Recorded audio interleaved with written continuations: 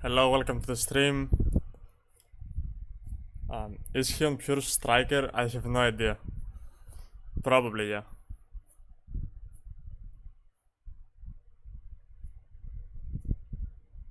Why is there a hybrid variant of striker?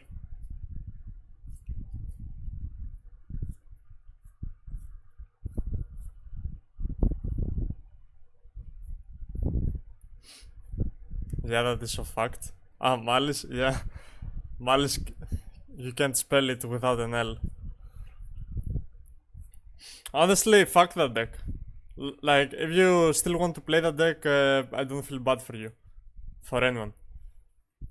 Play that deck, lose with this deck, and like, move on. It's just annoying at this point, not even good. It's gonna be even worse post Justice Hunters, and I'm up for it. Jaquando, hello, how was Euros for you? I heard we had some incidents on the venue. I will not go into detail because it's kinda tragic. But how was it for you, the whole event?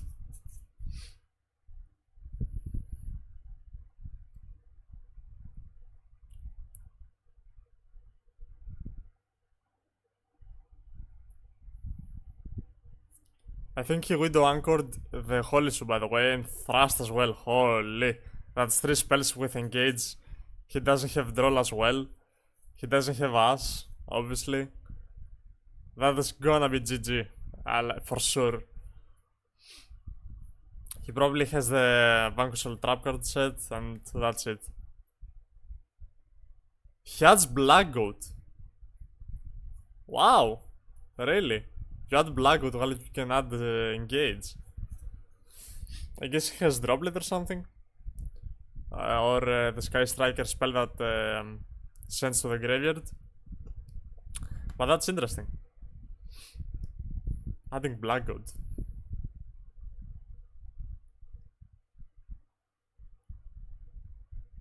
Oh, that QCR engage is so nice. And he like probably has double engage, right? Because not searching engage with thrust is kinda crazy. Even if you have like 2 engage, I think you still search the third one, depending on what it's banished. It might be banished as well, by the way. Maybe he banished 2 of them with desires. But wow, yeah. 3 spells in graveyard. A lot of cards in hand, you negated Holy Su. Only 1 back row to scare you. And he had it with. Oh my god, the second one, of course, yeah. That makes a lot of sense.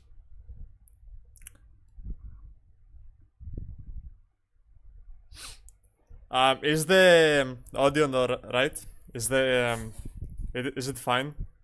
The mic? Oh my god, he plays everything as a QCR. The money.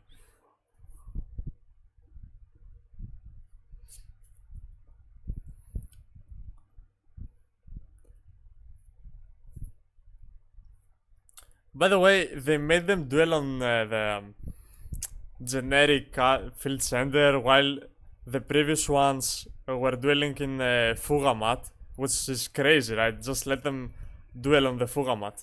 This is not very nice. When I dueled on live stream, I was dueling in some fucking Yusei Fudo and Jack Atlas mat, which was okay, I guess. Does Linkage send any card to the graveyard? Not only face up, right?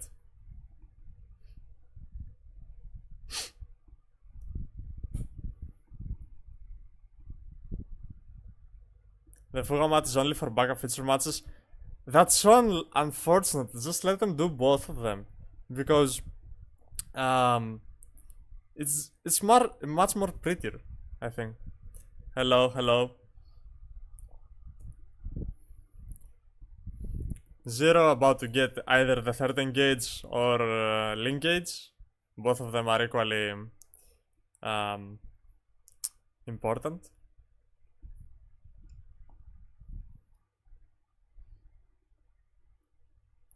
He adds from the deck now. Oh, he can add from the graveyard as well, right? Yeah, so it's like basically like a Gary. That's insane. I guess he has the 13 gates banished. So now what did he activate? Holy Shoe? What decks do we know about top 8? How many Vanquishal, how many Mitsurizal? It is 1 Sky Striker, I think 3 Vanquishals and 4 Mitsurugi Rizal. If I'm not mistaken. I'm pretty sure that's the top card representation. I think it's 4-3-1. The Dominus mat is also insane. Yeah, I mean, any recent mat that they give to the West is insane. The Magnamut as well. Just let them duel on this mat, not this default as mat.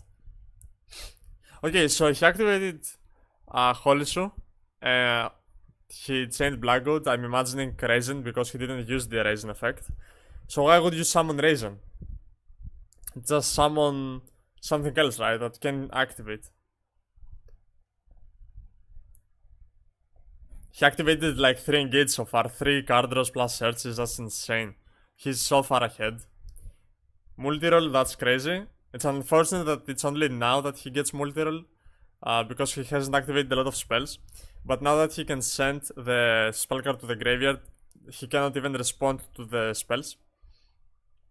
Maybe he knew the hand. Maybe a Borger draw would be better than Raisin. Yeah, that's what I'm saying. Like, summon Borger instead. Unless you have literally 0 darks in hand.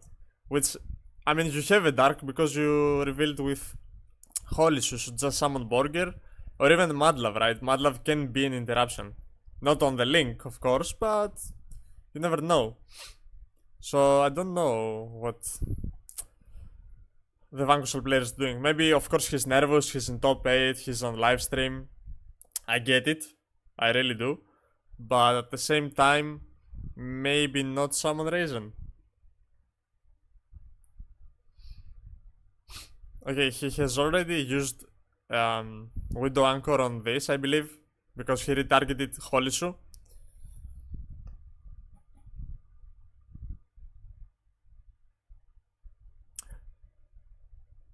Now he wants to chain. Obviously, probably a linkage or I don't know what else.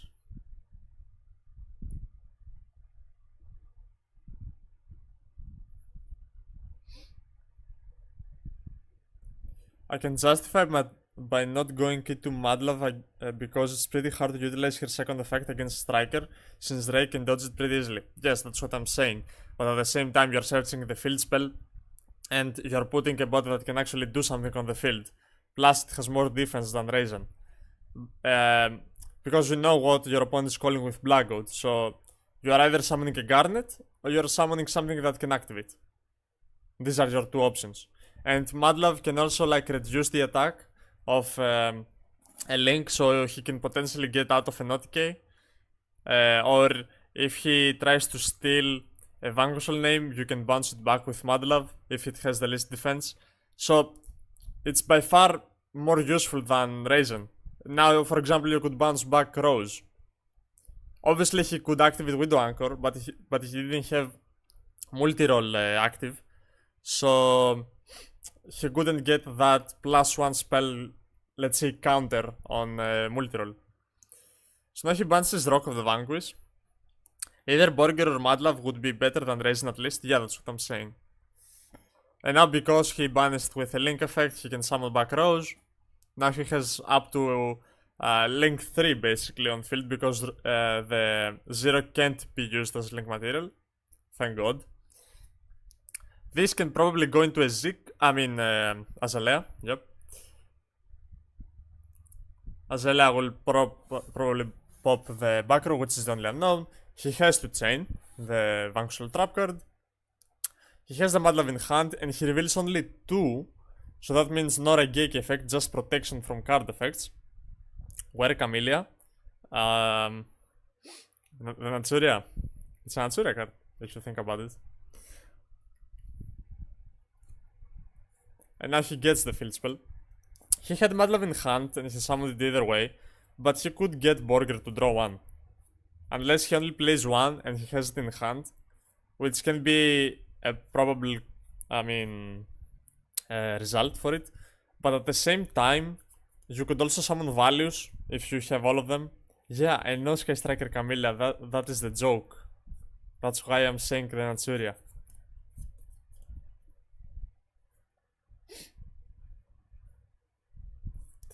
The only problem right here is that he has clocked up his main Master Zone. And Zero can't be used as a material. But he can probably crash the Kagari, or he can link summon her into the Hayate, crash into the Jiaolong, then Hayate effect. He can activate Hayate. Natsuria mentioned, yeah, let's go. Natsuria Isuzu was one of my favorite decks. Borger draw may have been way more impactful if he drew an Earth Monster too.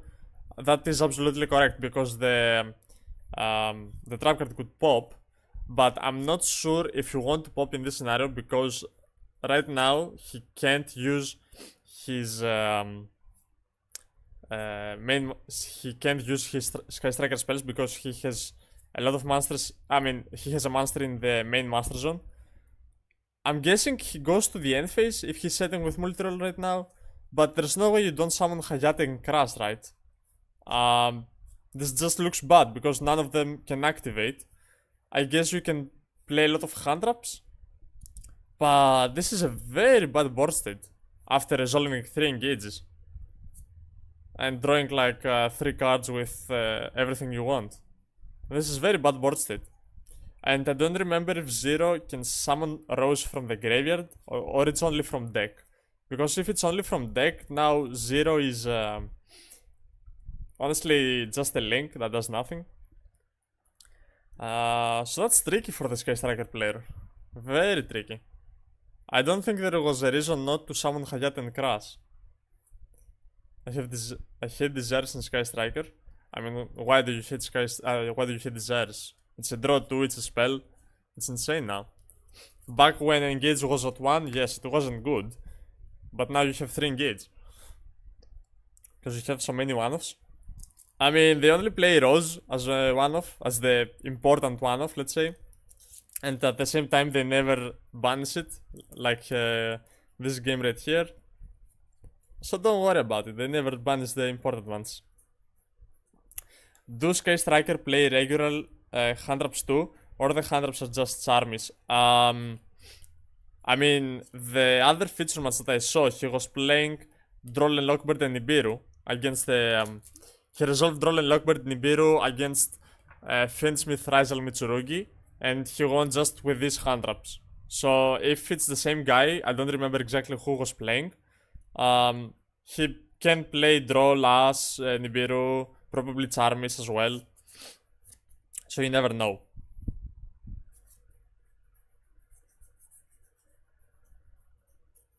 But I'm still highly against having a master in the main Master Zone in Striker.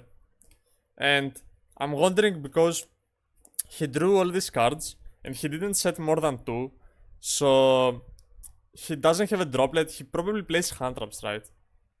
He's the same guy. Okay, he's the same guy. So he probably drew into a lot of hand traps.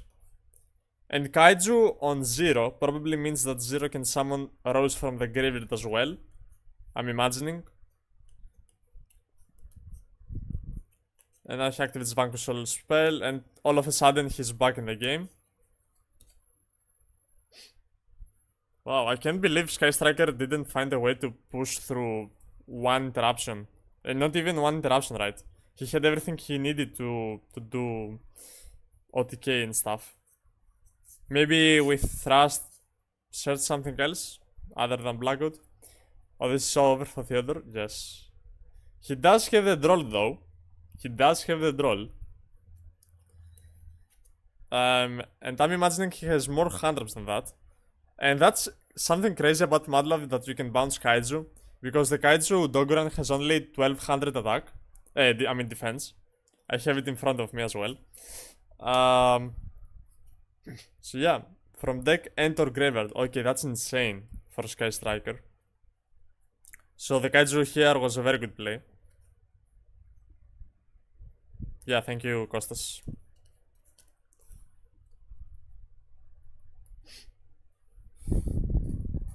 Dogoran or Kurikara. I was a big supporter of Kurikara for the next format, especially I think Kurikara in Justice Hunters, because Kurikara plays better around Kane and stuff. Because if they start activating your Kane and stuff, you can tribute over them and summon Kurikara and then steal their monsters. So in the mirror match, Kurikara just becomes a lot better, in my personal opinion. So we have to see, because the format changes completely in 1 week. Not even a week, right? Half a week. Personally, I like Kurikara more, but Kaiju should be the safest choice, let's say. Is Kurikara gunst against Dracotail? Not even close. Not even close now.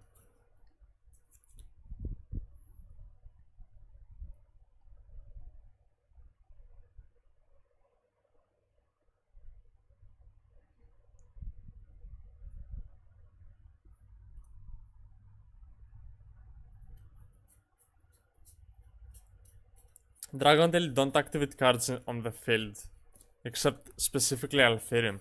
But the main interruptions of Dragontail are not monsters on the field, so Kurikara does nothing. Opinion about Lunalight next format? Well, personally, I think Lunalight is way better than people think.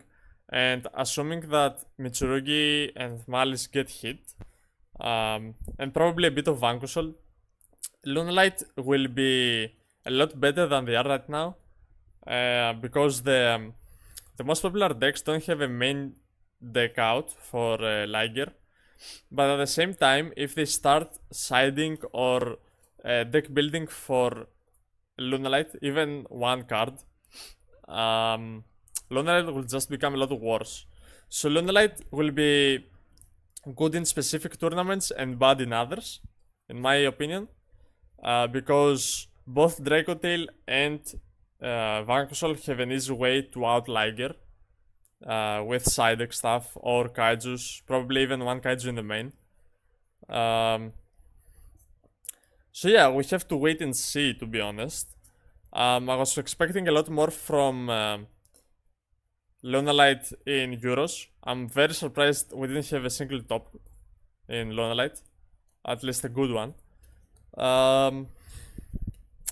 So yeah, I'm very disappointed in the deck, because I was thinking it can do a lot more than what it has shown so far, at least. For example, in Kong's tournament, the person who went undefeated in the Swiss was playing Lunalight, and in my opinion, he wasn't using a good list, and he wasn't even playing good, but he still managed to do 8-0 because the deck is just that good in Justice Hunters format. So, if that's the case, Lunalight will just become a bit better, but I don't think they will ever be in top tier contention, because they're sort of kind of like branded, than when they are not good, people stop siding against them and stop playing cards in the main against them, so they become good, and they're good for one tournament, and then people will start building against them as well. Again, I mean. So, it's just going to go back and forth, in my opinion. Or not even being relevant. It could also not be relevant at all. But if it's relevant, it will just be for 1 or 2 tournaments. Does Kong's tournament also apply its time rules that apply in the TCG? Yes, exactly the same, but we have 5 more minutes to play. Because we might also face some issues because it's an online tournament, right? So we might face issues. So instead of 45 minutes, the round is 50. But it's exactly the same procedure as a real life TCG tournament. And it actually it almost felt like a nationals, because we had 262 people. So that was crazy, right? Is it on DB? Yes, it is on DB.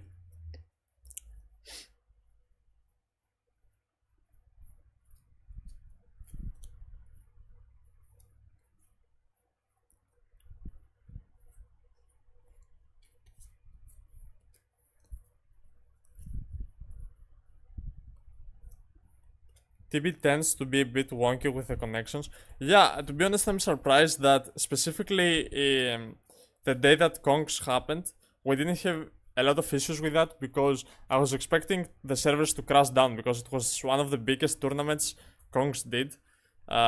Because it was bigger than some Greek nationals. And it was 8 rounds, right? So all of them people having to connect at the same time. I was expecting issues, but thankfully we didn't face any issues, at least not important ones. So I'm glad that happened. And honestly, I learned a lot from Kongs. I didn't play perfectly in the top cut, and I didn't play perfectly against my loss in Lunalight. But from these losses, I learned a lot, and actually, I think this is gonna be pretty important going forward because I got a better understanding of some matchups that I haven't played yet, such as Orcast and Lunalight. I didn't face a lot of matchups such in Dragontail when I was playing Dragontail at least. And now I know exactly what to do to beat these decks, so that's pretty positive.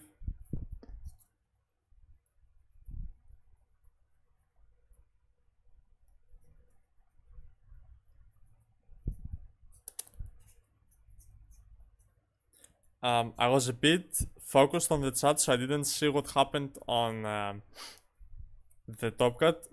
Are we experiencing a judge call or game 1 was over? Because I saw a complicated game state, but at the same time, I couldn't tell who was ahead. Because Vanxol had a lot of bodies on the field, but Sky Striker had a lot of cards in the hand, and he was under draw, so I don't know who won. If someone did.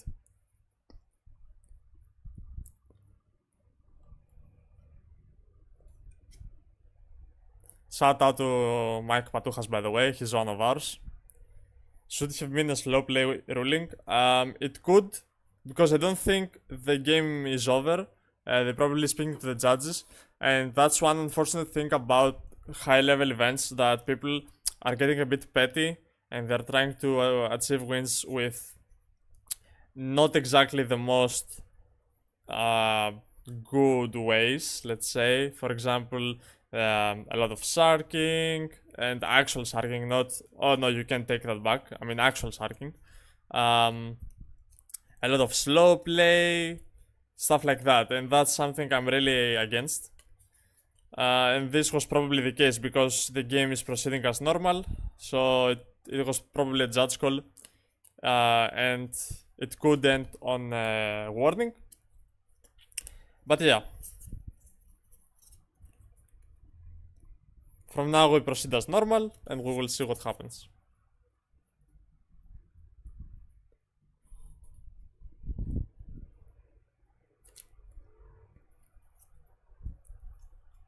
So Vanquishol is in the battle phase, and he does not appear to have a great end board.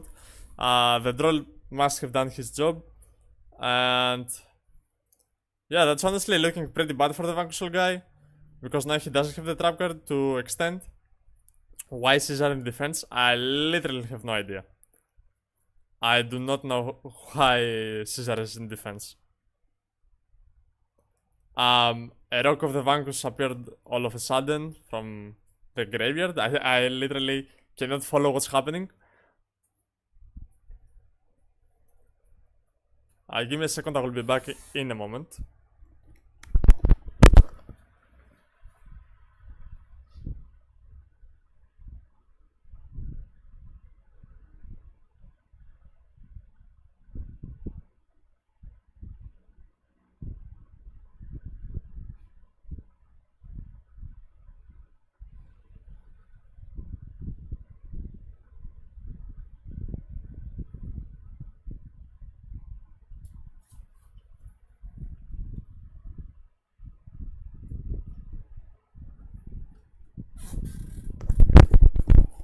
Oh, it was banished by Zik? Oh, that's insane. Vanquishol appeared to won game 1.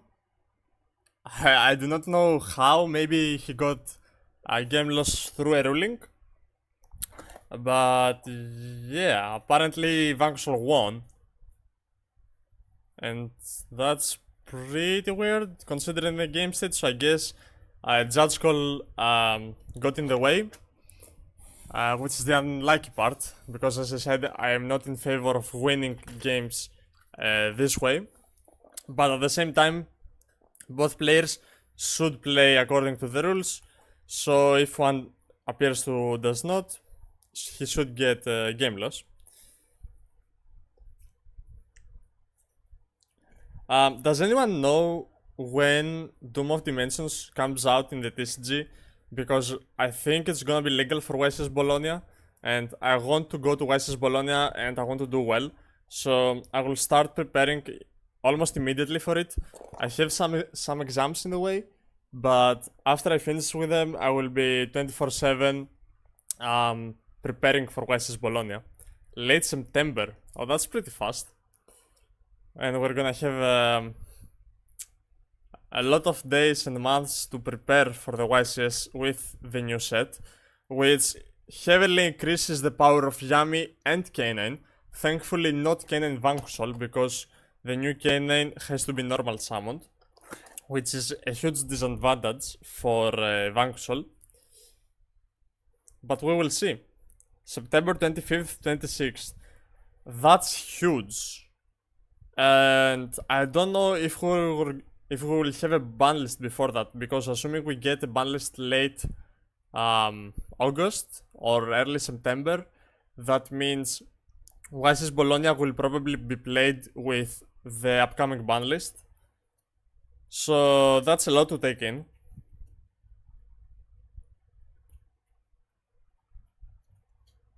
There is a tiny bit possibility that ban list will be announced today, despite Konami saying that it will be after the World Championship, because we got some teasing from Marcelo Barberi, and I did not see any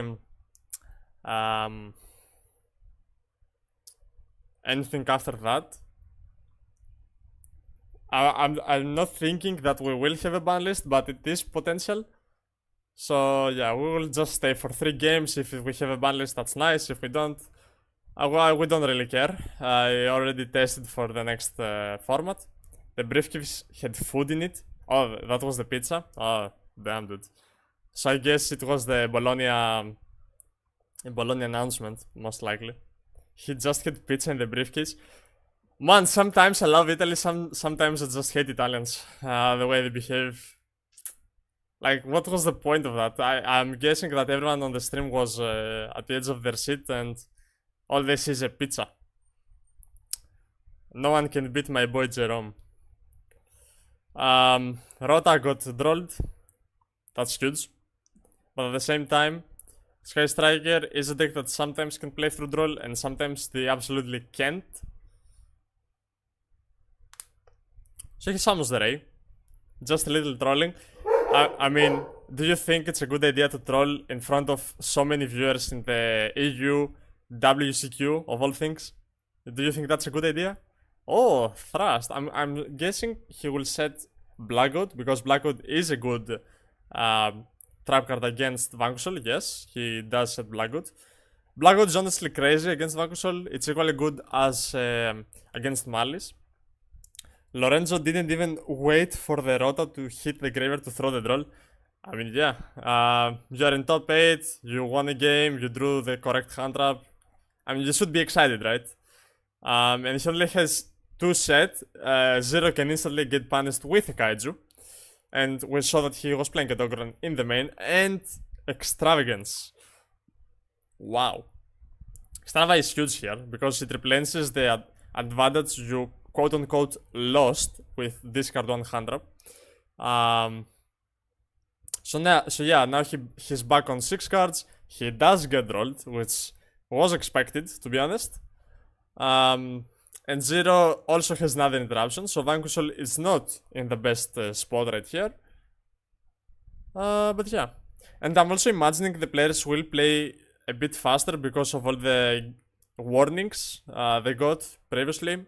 I do not have OD open, so I'm not sure who got what warning. So it's pretty reasonable to see the players playing fast. The issue is that because we didn't start with Engage, the Sky Striker player, he probably doesn't have it.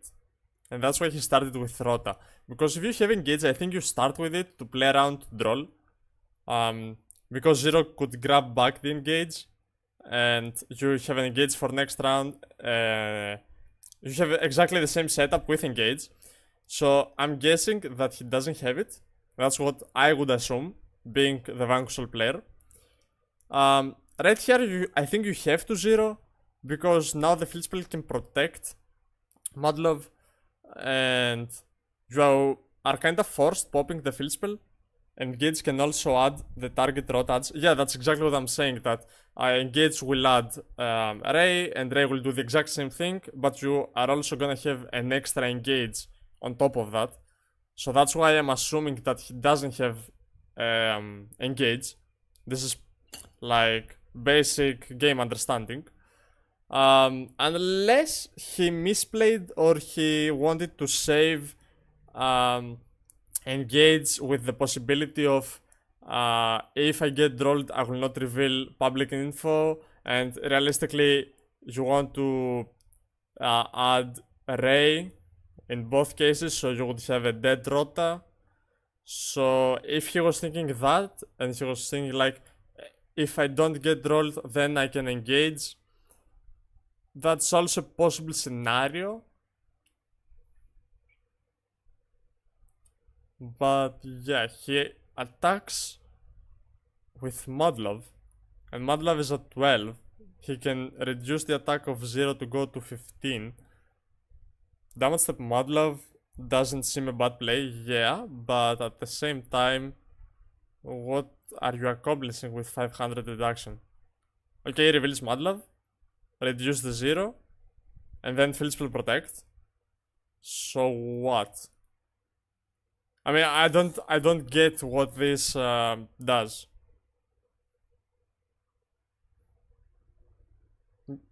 I mean, why did we have to take damage to do that? Am I missing something?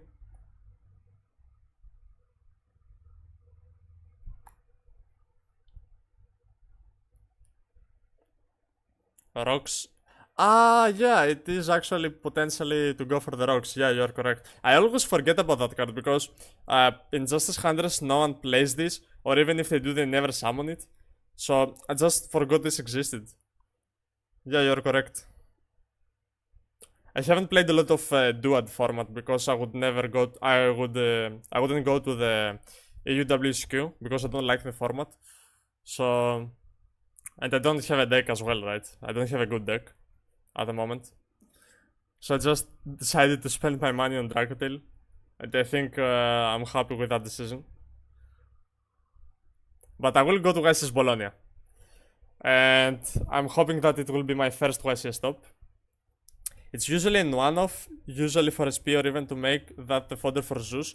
Yes, I know that, but I just forgot it existed, and a lot of Canaan players do not play this card because they just want space in the extra deck, because just the Nash Knight package takes about 4 to 5 cards out of the extra deck, and you have to play 2 rocks, 1 SP, probably 1 Typhoon, the Canaan Xyz. So yeah, the extra deck is a bit tight, so that's why we are not seeing rocks.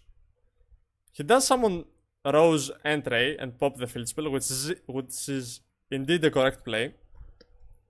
He could also probably do that in the damage declaration.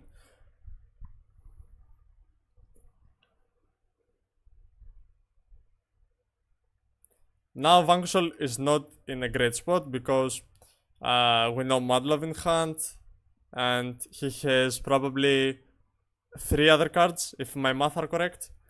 So 3 unknown, 1 Madlov. He doesn't have the field spell anymore, so Madlov is not that useful. He can add the trap card, but the trap card is just not that great because you have to set it, obviously. What do you think of Kane and Hound? I see a lot of people cutting it from their decks. One of them was a Fuga, by the way, so now we only have 2 unknown cards. I can see Universe with Theodore just passes. Or he just makes Shizuku, or he can even chain a linkage if that's what it said. Oh, he activates Shark Cannon. He has 3 spells in the graveyard. What do I think of Canine Hound? I mean, it's not the best card, but at the same time, it can save you some games. It can protect you a lot, but realistically, in Justice Hunter's meta, Hound is not good against any deck specifically. I have seen a lot of games where Hound does save the game, but it was mostly on the opponent misplaying and not knowing how to deal with Hound. I see a lot of people cutting it, and honestly I don't think even I would play it. It's just too slow, in my opinion. It could be good against Vanquishal in the mirror match, but realistically you have just so many Xyz that you can go into that can do more than just gaining attack and then one turn later banishing. Did you expect the ultra distribution for Justice Hunters to be 4-4-2? I was thinking that my prediction was that Dragontail would get 4 main deck ultras. I was expecting Ketu or Rahu to be ultra because the spells are just insane. And I was expecting Lucius and Mule to be ultra as well. For Yami, I was only expecting 3 ultras. The Capsi, the Link, and potentially the Synchro that adds 2. And for Kainen, I was expecting 3 ultras. I was expecting Kizuna, Jokul, and potentially Reaper, because these are the best cards. But I wasn't really caught by surprise seeing what they did, because I understood that Izuna, since it's the only good ultra of Kainen, it will be short printed, so I can't understand it. But yeah, my prediction was just a tiny bit different than what Konami decided to do, and I think I'm happy with the distribution and the prices. I mean, all of the cores are pretty cheap. What are the main deck ratios for a pure Kennen deck? Pure Kennen does not exist so far. It just doesn't exist. And you would probably play the same ratios as you play in Vanquishal variant. Maybe with a double lantern and probably like more case of Kennen, but that's it, right? Post dude most likely. Okay, but what is the combo that they do post dude? Because just summoning some Xyz and then looking at your opponent's hand is not the best win condition, right? It certainly has to be played with another engine. And that's why I'm not mad that they printed a new normal summon Kainen, because taking a normal summon out of the Kainen variants is huge, because everything that was playing Kainen was either normal summoning Raisin or they were normal summoning Scrap Recycler. So taking out the most important normal summon to do Kainen combos is not the worst, in my opinion. We see the Sky Striker playing a grand game. He's very much ahead with Shizuku and Widow Anchor. Maybe Crystron could use the normal summon.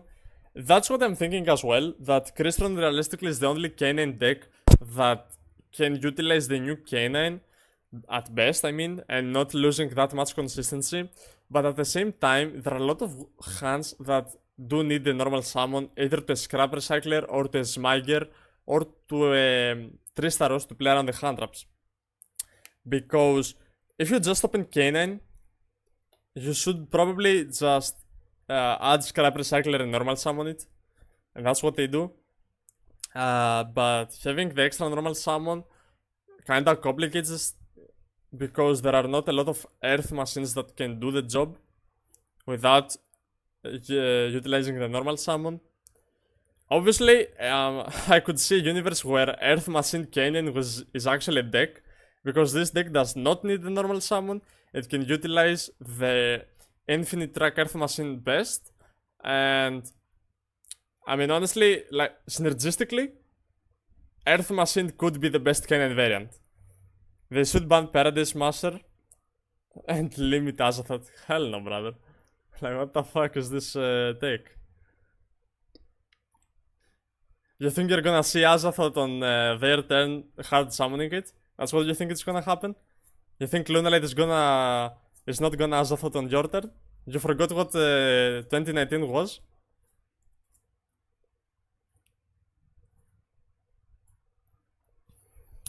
Now the problem that Sky Striker have is that they cannot put a lot of big bodies on the field. At the same time, Vanquisher only has 2 cards in the hand, and they do not have an end board. Now Multiroll can get rid of the Typhoon. But Sky Striker also has 2 cards in the hand. So we're kinda playing in the grind game, and he does not have any cards set. He has a Droll and Lockbird, and I see another monster. Probably an Ash Blossom. And he lets Rota go through. I don't think Sky Striker is winning this, to be honest. They should have limited Shockmaster after Crossover Breakers 2 or even Lavalval Chain. Bro, why do you want chaos in the format? Don't you want an actual gameplay? 2 Droll? I think that was another hand up, not 2 Droll. But yeah, realistically, why do you want FTKs? We shouldn't have auto-win cards in the game. We should, like, play Yu-Gi-Oh! Come on. Because realistically, the decks that will do the FTKs are already the best decks. Why should you give the best deck an FTK? If it's some rogue shit deck that can only win with an FTK like Gimmick Puppet, I mean, sure. I'm not saying that it's good, but sure. Not give Ryzial and Kanan an FTK. That's unfair. Come on.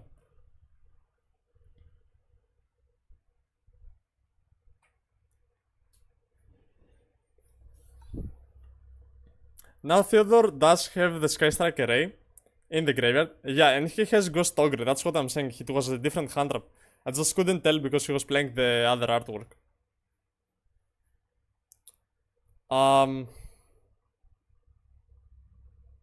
How was that some? Okay, he activated Raisin to be undestructible, and then he activates Jialong.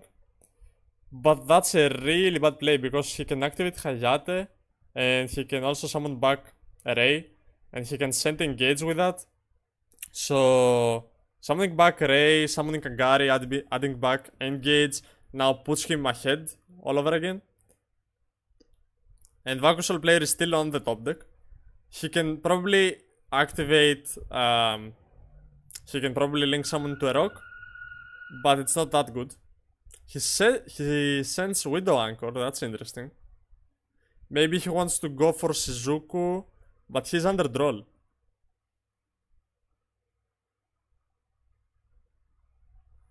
FTK go. Honestly, most of these aforementioned. Okay, what the fuck was that word? Should be banned forever. Even cards like Protoss Deep Barrier Paradise should also be banned. I agree. So Sky Striker won that game, and now we are 1 game each. Vanquisher will go first. Droll. Yeah, boy. Fair hand trap.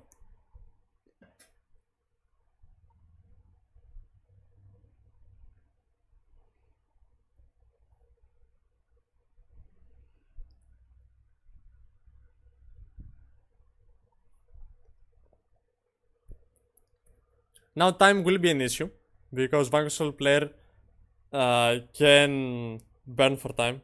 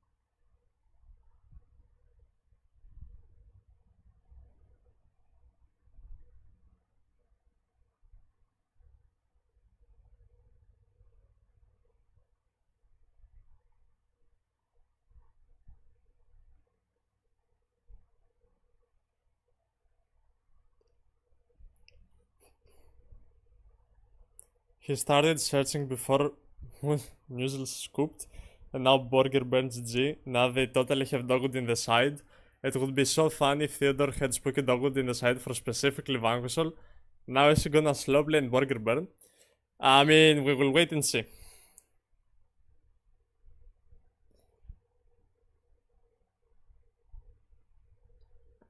But yeah, the one thing I despise most in people is slow playing to burn for time. That's exactly how I lost 3 games in Vice's Bologna last year. And when I go now this year, first I will have cards for time. Second, I will not allow this shit to happen. Because I was too nice, but I'm sure Theodore will not be as nice as me. And I don't think he will accept any sort of slow play.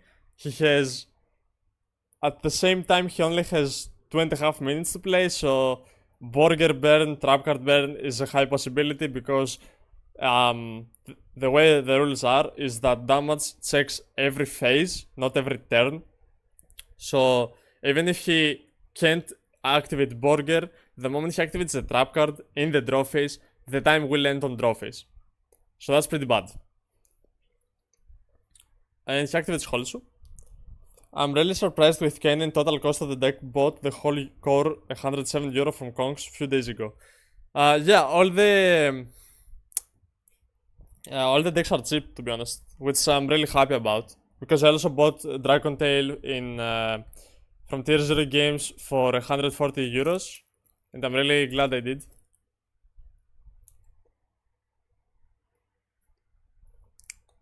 Now, unfortunately, the Vanquishal player has everything he wants to burn for time, and 150 of them was Zuna. I mean, yeah, it's the only expensive card. You could might as well just only buy Zuna, and then everything else will be open at your locals.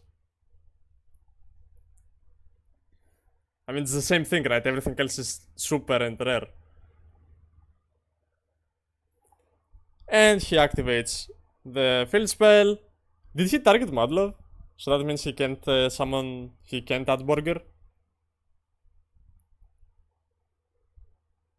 I see a Dark Monster adding in hand. I can't see exactly which it was. It most likely Burger. So yeah, Burger returns. Yeah, gameplay. But to be fair to them, they did not slow play at all. But they kept Kaiju going first with 2 minutes on the clock, so that could backfire very easily. I mean, Lupus is ultra, but it's one of. I mean, it's also not gonna be short printed. But yeah, now double burger burn, 30 seconds on the clock plus the trap card is unwinnable for Sky Striker. And if he was playing Dogwood, he did not draw it.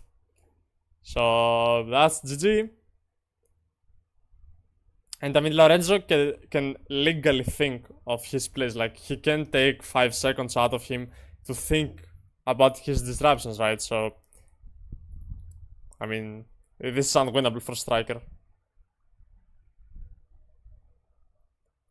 I mean, yeah, Thrust, but what can Thrust do at this point? Add Duster. Maybe they didn't hit K9 with the Ultra Text because they won't reprint Chaos number 104. Yeah, that shit is so expensive right now, like holy. And Lorenzo got the win. Time was called, activate trap card, GG. Kudos to him, he didn't slow play at all, so I'm very happy that someone won on time but not using dirty tactics. So that's pretty well played. The rules are what they are. You can't do anything about them when time happen, but let's not utilize them only for winning in the way of slow playing. That's what I want to say. Lampy, ED, and Mike are such a good trio. Yeah, I agree. Honestly, Lampy is one of my favorite commentators. I mean, way better than the commentators we have on NA, right? Like, I can't stand watching them. They are so bad. The difference between these commentators and the NA commentators is that these actually play the game and they actually play them on a high level. Mike Patujas was like next to me when I was playing the final round on Greek Open. So he was like X1 and he won. So yeah, all of these play the game in a high competitive environment, and Mike Patuchas is like a YSS winner with Sorchol. So yeah, this is the big difference, because in NA all they have is Billy Break, and that's it, right? The famous quote-unquote commentators do not know anything about the game.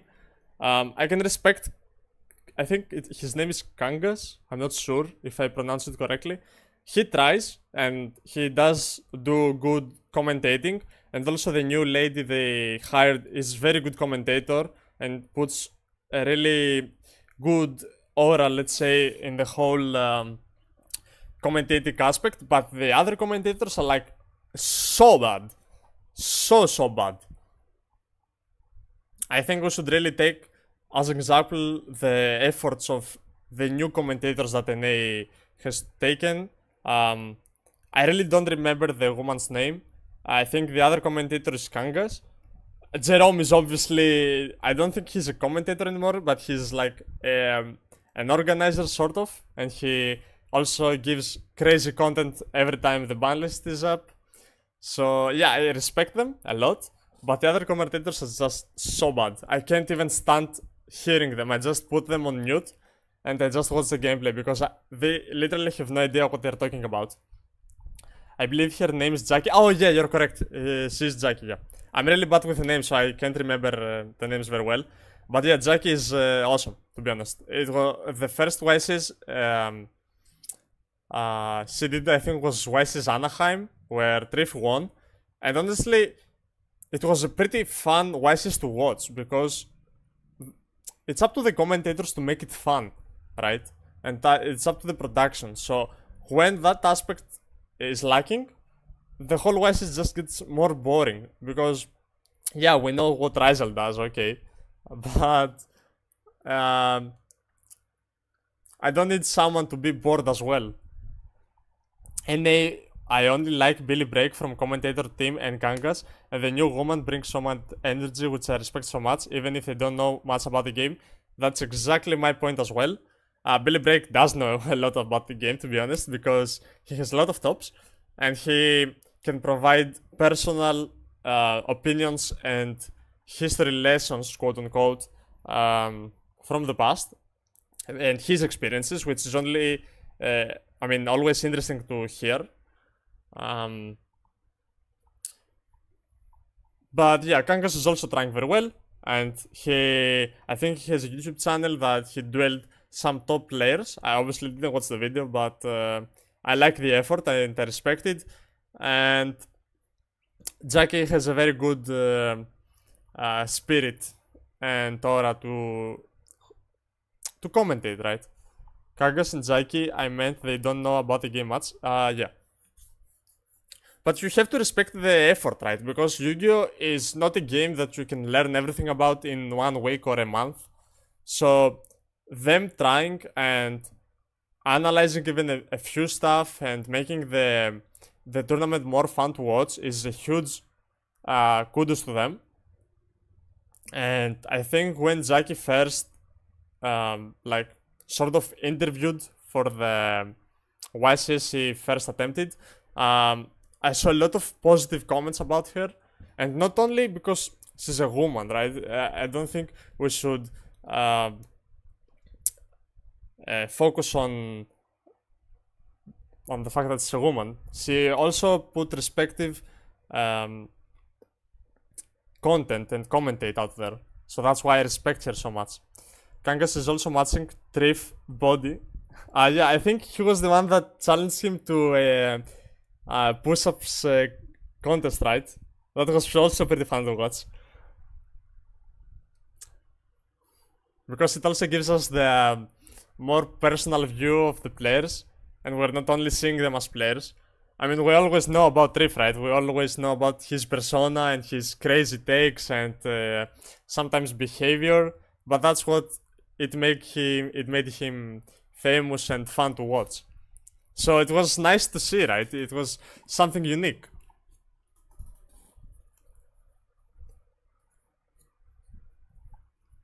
Jackie brings so much energy and so much positivity, always makes positive remarks on the crowd. I agree, yeah. And that's the commentator's job, so I'm really glad they at least have some people that know how to do it. And they do it well. They actually do it very, very well. But obviously, the EU commentators are just so much better because, from a gameplay aspect, they know a lot more about the game, so they can discuss in depth with the players and not only, generic stuff. So that's why I like these commentators a lot, and I also follow Lampy in socials. So Lampy always provides good tier list, inside info about the format, which is pretty damn good. Pretty damn good.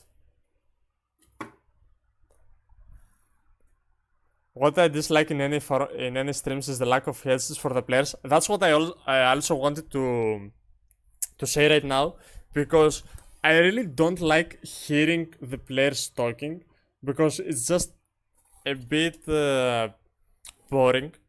Because the players, it's nice to see that they communicate with each other and what they are saying, but when you're thinking, you're actually taking a lot more time that you might think to talk. So just hearing one or two sentences in like 10 minutes is not that fun. And the commentators also always are speaking, are commentating and say interesting things about the game state. And that's their job, so it's just much more interesting to hear the commentators than the players. Hi Goat, hello Tensai. Do you think NA should also bring the replay part, provided of course they have an interviewer that knows what he's talking about? Yeah, 100%. Getting the player's view in the game state also gives the viewers some lessons, because these players are at the top of their game, right? They have studied the format, they do well. There are instances of players that are just lucky, but most of the players that will top are there because they deserve to be. So getting their point of view of the format can actually teach you a lot of stuff, and maybe get some insight of things that you didn't think of previously. And that happens constantly with me, and I really like listening to that stuff, because I'm always learning something. Even if I don't use it, I also still have it in the back of my mind, because you can use it sometime. And that's something really important to me, because the more information you have, the more probabilities are that you will do well in a tournament. Am I the only one who hates that NA has filled sideways? I don't know, actually. I'm not really bothered about it, because back in the day, European YCSs also did the same. What I really miss, though, is that they don't have anymore the thing that says to the viewers what cards are in the hand. Because back in the day, 2020 and backwards, we had on the screen the place that said cards in hand, cards in play, cards in graveyard, and it was really interesting to see and maybe discuss. This is Guardian Camera, by the way, and discuss what the players might do. So I really missed that part, but other than that, I don't have a big problem with the production.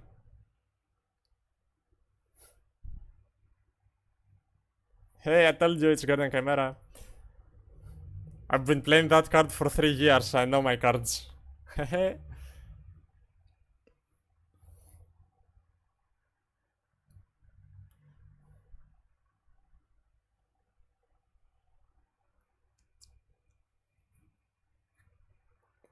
MVP of Nationals 2024, by the way.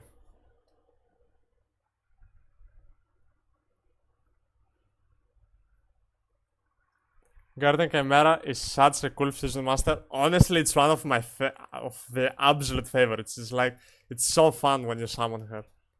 Guardian Chimera is just so good. Non-targeting pop, plus draw, plus sometimes being a targetable, and being a 33 100 attack monster is just such a good monster, to be honest.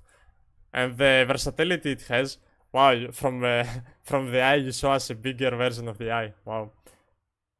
This looks like a Pokemon, like what the fuck? Yeah, okay.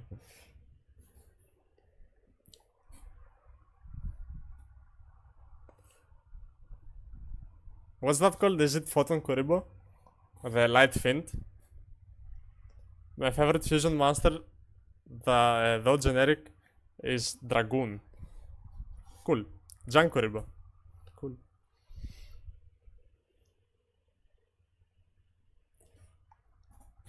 Honestly, I can't wait for my Dragon Tail core to arrive. It's gonna be shipped this Wednesday, and I can't even count the days that have to pass to come here. But I will be so happy, man. I will go to every possible Greek event playing this deck, and I will really try my best to top YSS Bologna with it.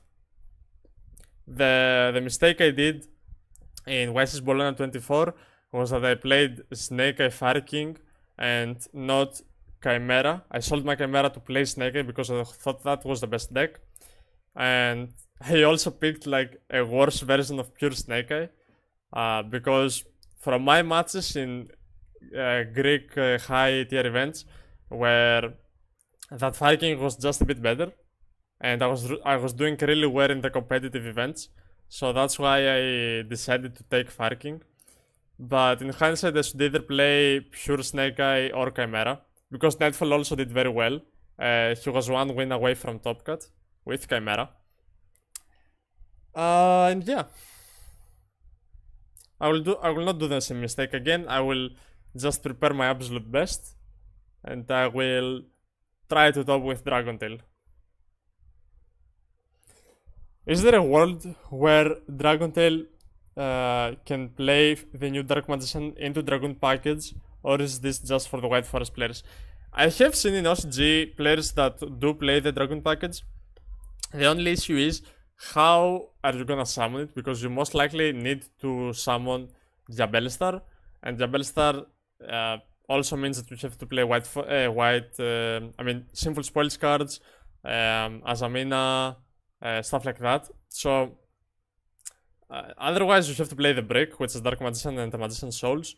So I really don't know if we're gonna play that card, because realistically all it gives us is a early Dragoon, which is not bad obviously, but I think for now Dragon Meat just seems to be the better choice, unless we get a high level Dark Spellcaster in Dragon Tail, which I don't think it will happen, or it won't happen soon enough. Because if we do get a high level Spellcaster, which is Dark, we can summon it back with Sacramentum, Secretarian, whatever you want, and then you can do stuff like this. But if that does not happen, I don't see that play being the best competitive answer.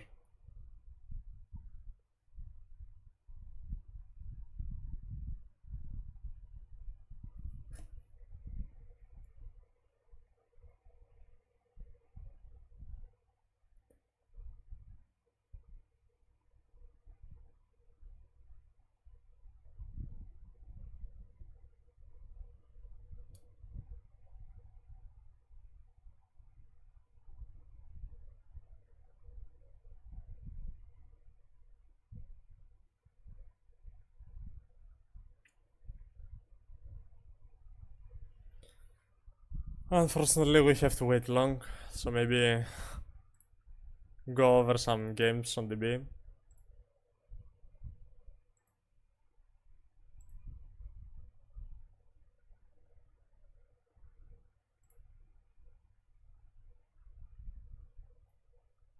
Yesterday I did play some rated games with Gem Knights.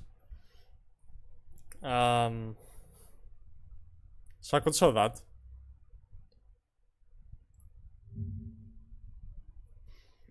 I just wanted to pass the time, so I played some quick matches.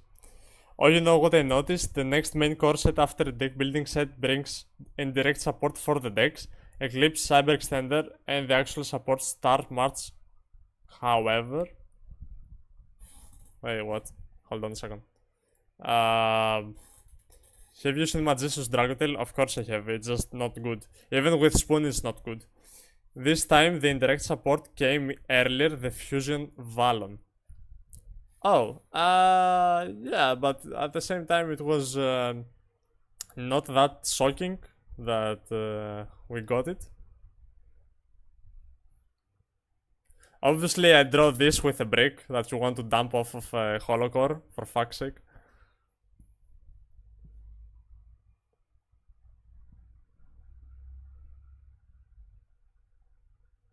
Here, I don't know which player sends this before activating this, but he sent this with supposedly this one. I think he was betting like an Ash Blossom, like what the fuck.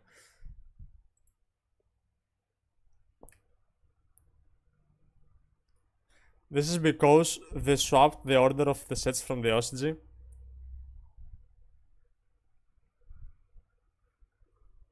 Cool. Now watch me absolute outplay this Blue Eyes player. By the way, he's playing the Kaiba man. That's why he has 3 Blue Eyes. And what kind of psycho puts these 2 artworks with this? Like, why do you play 3 different artworks? I mean, 2 different artworks, but 3 copies of the card. You psychopath. Here I don't activate Lightning Storm because she will mandatory trigger True Light, then negate it, and then summon the Omni. And I want Subtle Fusion to resolve. So that's why I'm not using Lightning Storm.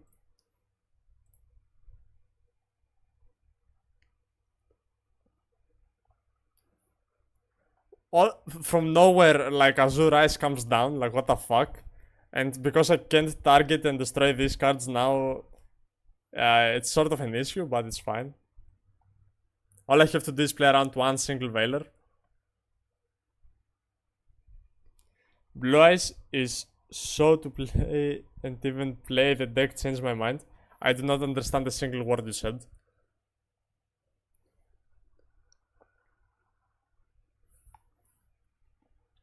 Here I'm basically threatening Protoss, that's why I wanted to bait the Veiler on that, and then from there is just basic Gemnet.ok. Best deck? Which one? Gemnet? Honestly, Gemnet is pretty fun to play, like I have so much fun playing this deck. But sometimes it's just so frustrating that it cannot do much.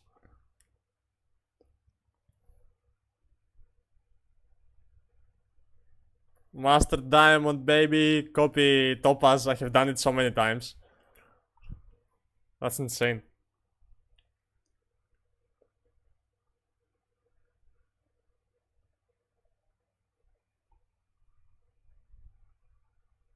What an amazing cardboard.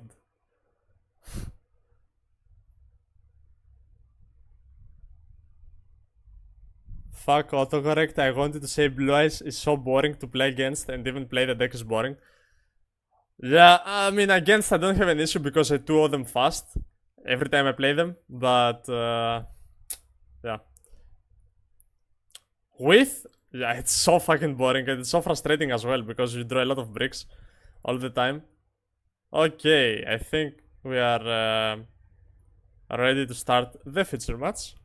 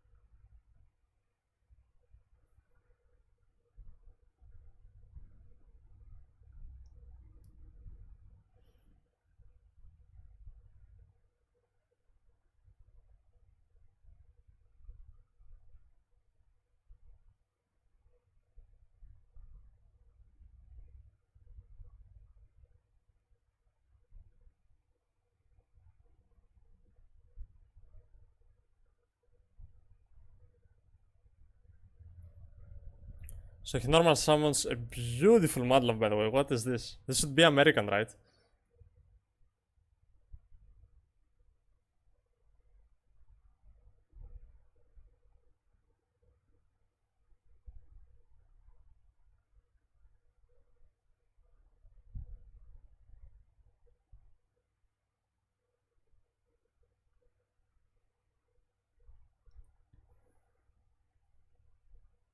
I thought this was in the graveyard, but I see that um, C is left-handed, so that's why um, the field spell is there. It's honestly sometimes pretty hard to track. Did Yuna even top 4 here too? Or whatever her name is, I don't remember honestly. If only start could recycle from graveyard. Man, you're asking too much. Like, holy. Do you have any idea how this deck can play post Justice Hunters? And you want to have, you can also add back from the graveyard with a field spell? Like, come on, no. Be reasonable. Like, all I have seen from you today is like wild takes. Holy, calm down. You're playing Yu-Gi-Oh, not fucking FTK school, whatever. The cards shouldn't have 5 effects and so much versatility. This protects, sets spells, and that's from deck. And you want it to add from grave as well? Like, come on. Chill.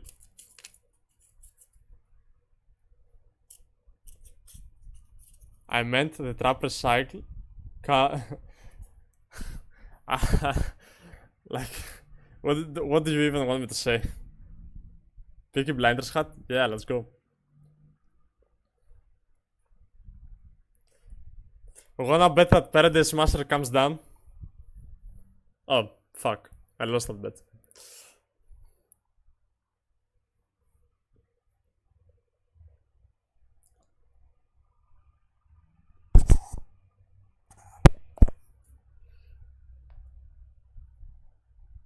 Supposedly, Mitsurugi Razel does not have the best matchup against Vanquishal unless you open next to force the field spell.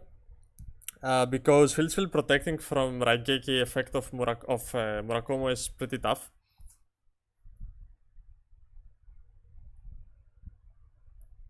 And also having a ready back row Raigeki plus protection against Murakumo. Yeah, exactly, like game 2.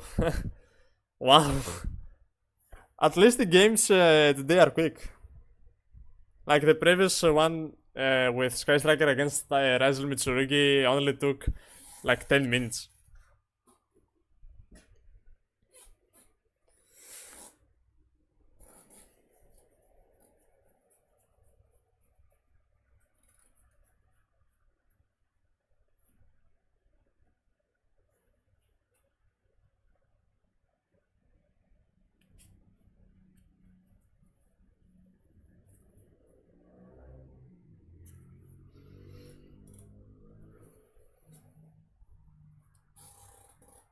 Now I will say Paradise should have made the result 9 and you will lose your mind.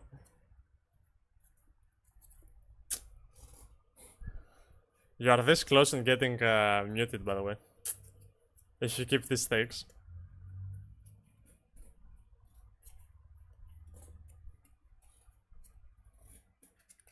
The ultimate rage better you are.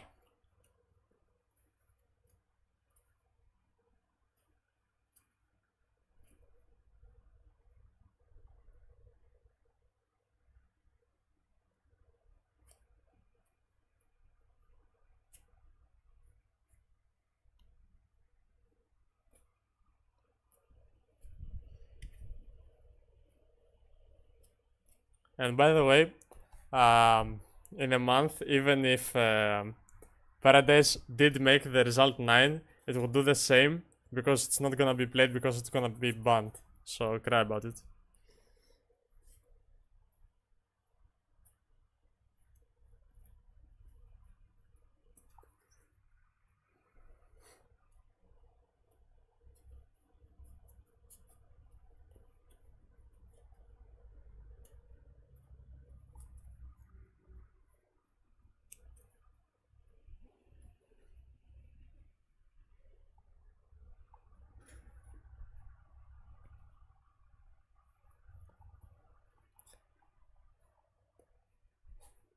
I think now we're only Vangsol and Mitsurugi Raisel in the top cut, and it's it is gonna be close between these decks who is gonna win.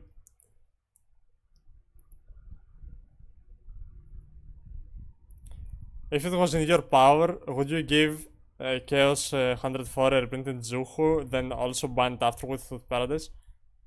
Bro, Umbral Glaive is much more fair than you think. Like, I've never had an issue with Umbral Glaive. It's fine. I think I would even reprint it. I would even reprint it to make it cheap. And I don't really care about it. It doesn't have a negative impact on the format.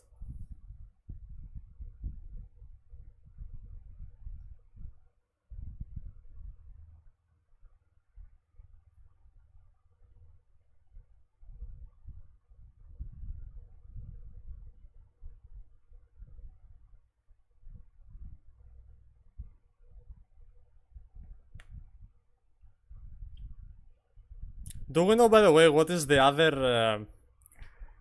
top formats? What are the decks?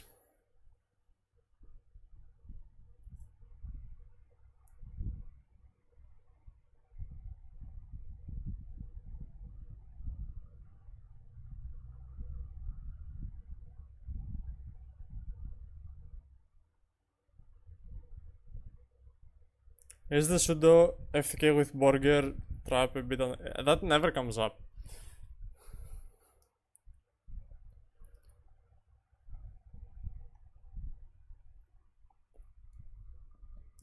Borger in their turn and your turn will draw twice to just draw hand drops, and having life points, like, you can easily play around Umbral Horror, especially like in Dragon Tail. Did he just set 2 pass? Oh no, that is gonna be a quick game. Oh no, no, no. The Mitsurugi Raisel moment.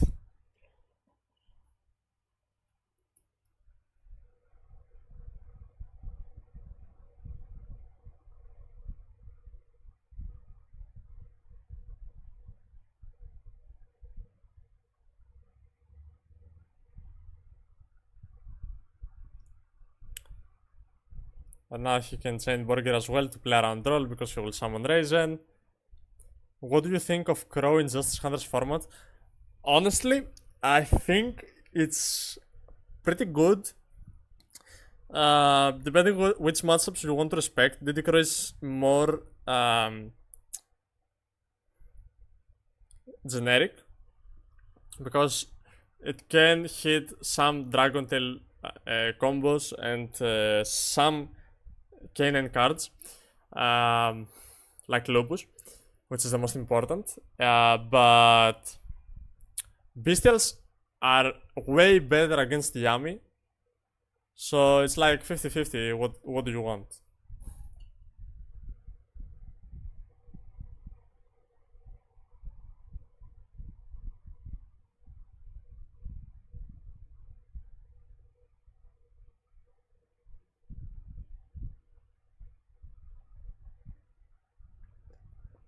But yeah, I don't see how Mitsurugi Raisel can come back from this. He even drew Serpent. Yeah, it was lucky that he popped it and he can summon it back, but it's not that crazy. And he changes the position. Oh, I think that could be game, right? Unless this is prayers. So now he takes 17 from that. 24, 25. That's game. If everything goes through and Borger burns.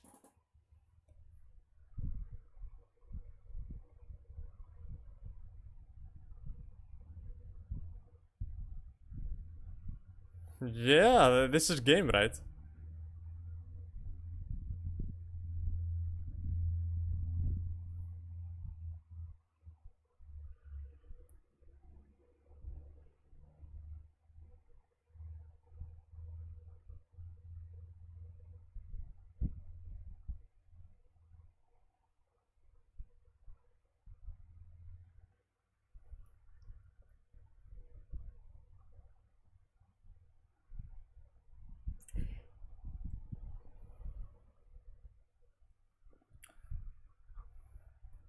Call by the Grave on Burger is actually huge, but if she keeps the trap card going second, now Fellspell is just winning the game.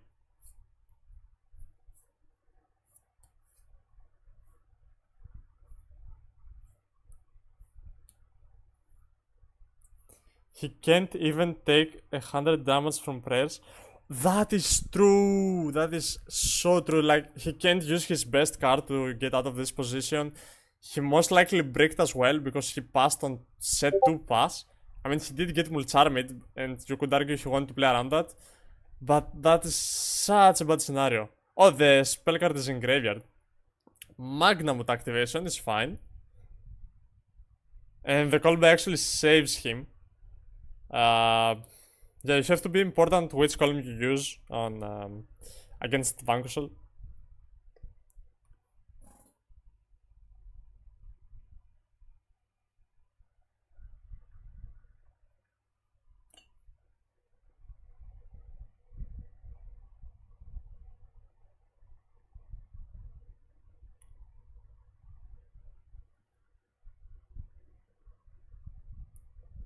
Linking off Burger was pretty great in my opinion. It was, yeah. It was. And you could just let it go and activate Burger, right? Maybe he thought that the set was an imperm. Oh no. Oh no. He attacks with Magnum. That's yeah, that's not winnable. Oh no, man. He just bricked. But this is the issue, right? Well, when you play Mitsurugi Rizal and you decide to put Finsmith, Magatama, Futsu, extra Murakumos, Mirror, all these cards can like break you so much. This is the risk you're taking. I think, obviously, congratulations to him for the top 4. He will be satisfied, but at the back of his mind, he will say, I had to break game 3 when going first, right? This is the worst feeling ever. But yeah, this is the game. And we have at least one Vanquishal in the finals. I heard the other semifinals is also the same matchup, which is Vanquishal versus Mitsurugi Rizal. Exactly, yep. And it's 1-1. Tom played really well this tournament, as he is used to do. So we're either going to repeat this matchup on the finals or we're gonna have a Vanquishal mirror. Which is honestly surprising because I thought that a lot of people didn't think much about Vanquishal being such a good deck. And you can only get better with the cannon card, so yeah. I see Ritual Spell in Tom's hand. And honestly, big appreciations for the new match. They are crazy good. Ext is the best starter if you don't get rolled. Do you like the race package in Vanquishal? At the moment, yes. Post Justice Hunters, I don't know. I was also playing Rescue Ace for a long time, and I won a lot of tournaments with this, so I'm kind of biased towards the race package. I really like these cards. Droll Lockbird hits down. It's like the new Mystic Mine at this point. Like, Droll Lockbird does not allow you to play. Vanquishal without Cannon getting this much representation is crazy. Yeah, that's what I'm saying. It's like, it's really surprising that Vanquishal is that good of a deck. Vanquishal Mirror isn't a bad mirror, to be honest. No, I think the best player most likely wins in the mirror match. And this is what I like about mirror matches. Most of the mirror matches are up to the players and not the decks. From now, Baguska is a kind of an FTK against Vanquishal. And he did summon Baguska, but unfortunately he passes. And this can be easily outed with a Kaiju, which Vanquishal does play. And we know 2 spells in Tom's hand. So the issue is that there are not probably a lot of hand traps. And when you start with Extravagance, you also dig deep for 2 more cards, giving you a higher chance to draw your out to Baguska if you do play it. So Tom's is in a very bad spot right now.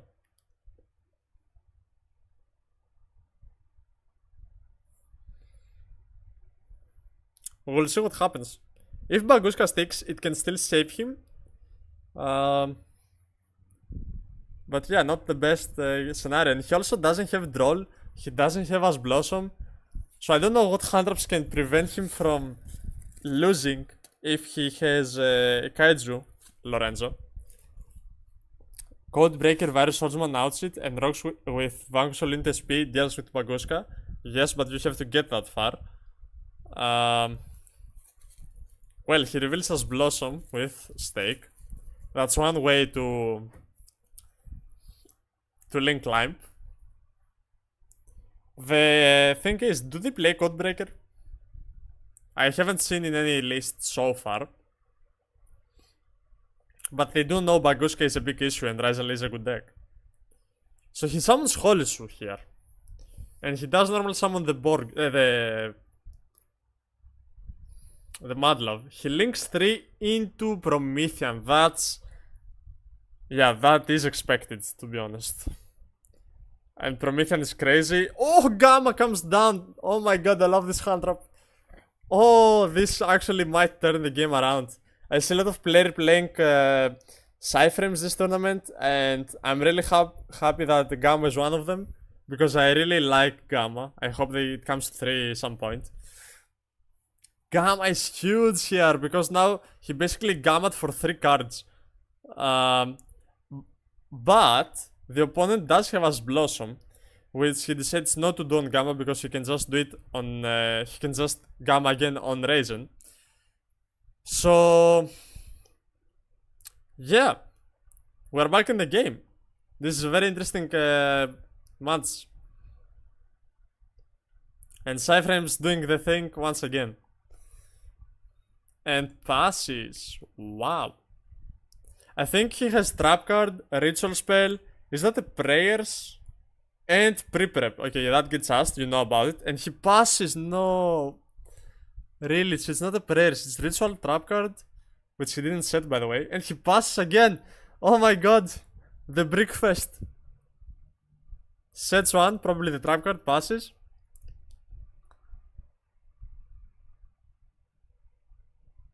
Oh, wow, Prosperity. He probably has some hand traps at least. I actually hit Gamma. Sure.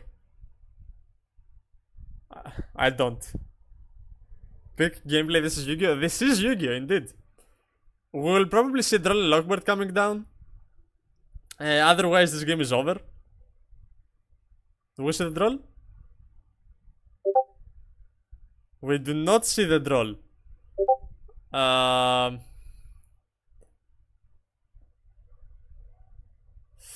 Wow, this looks pretty tough for Rizal Mitsurugi. He doesn't have any masters in hand to activate the ritual spell. And no Rizal indeed. Call by on the Raisin. Call by on the Raisin. This is huge because it turns off Raisin for 2 turns. Are we just on attacking right now? But he does have Promethean Princess. He does have Promethean Princess. We have to keep in mind of that. Because he does have a fire on the field. The question is, does he have a rock in the extra deck? He summons value, so 3 key damage. He attacks, summons rock. Rock adds back Holisu.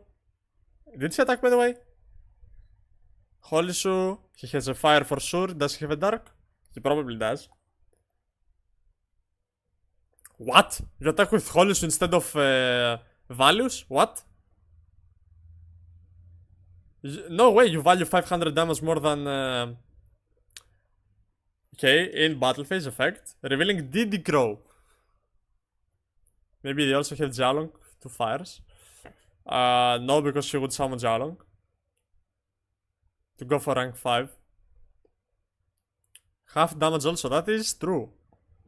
So he valued like 250 damage, which is kinda crazy, honestly, right? Borger in defense? Really? And he can't draw with Borger because of Prosperity. Borger in attack.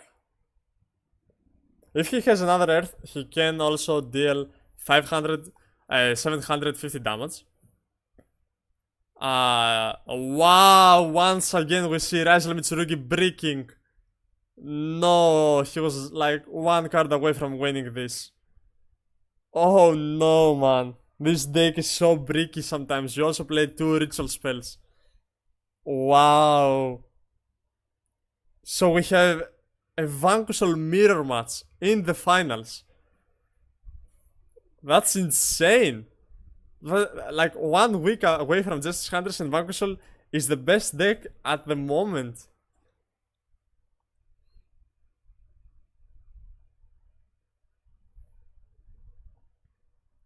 That's crazy.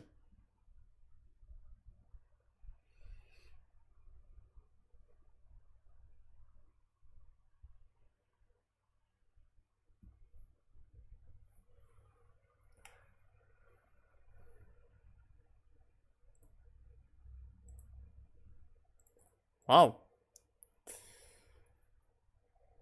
Anyway, let's see some more Gemini dueling to pass the time.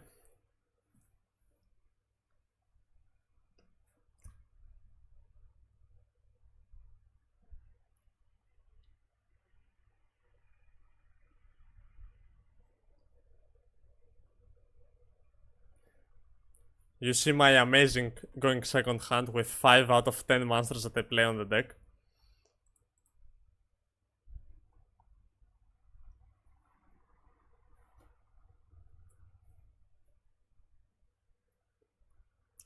Well, there was a universe where I was breaking that, but I was just too bored to play. That's why I was playing Janet as well. I was bored to play, so I couldn't sit through half an hour combo. So just cooped. And I was like, okay, I will reverse sweep it. I don't care.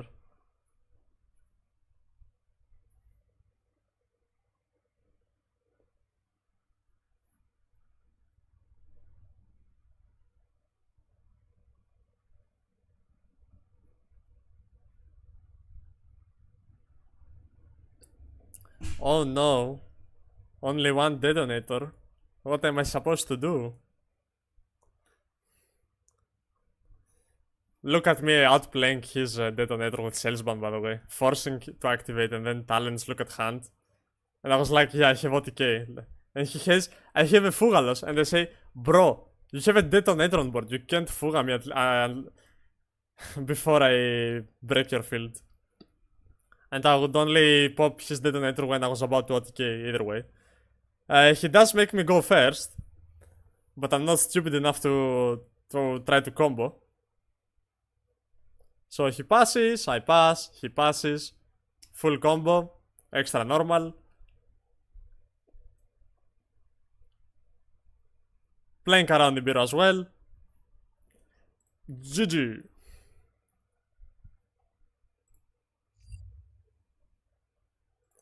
And the final game against the absolute worst branded player I have ever seen. 56 card, by the way.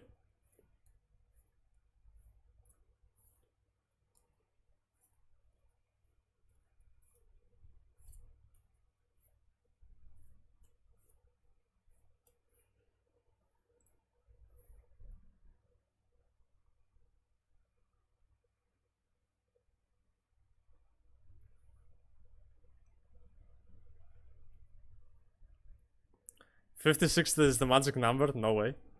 50 is the magic number. I do not understand why people summon Lad and what they do is search Mercurier. Are they this dumb? You can never activate Mercurier under Dragon Lord. Never. Anyways, Adult Fusion, Droplet, GG.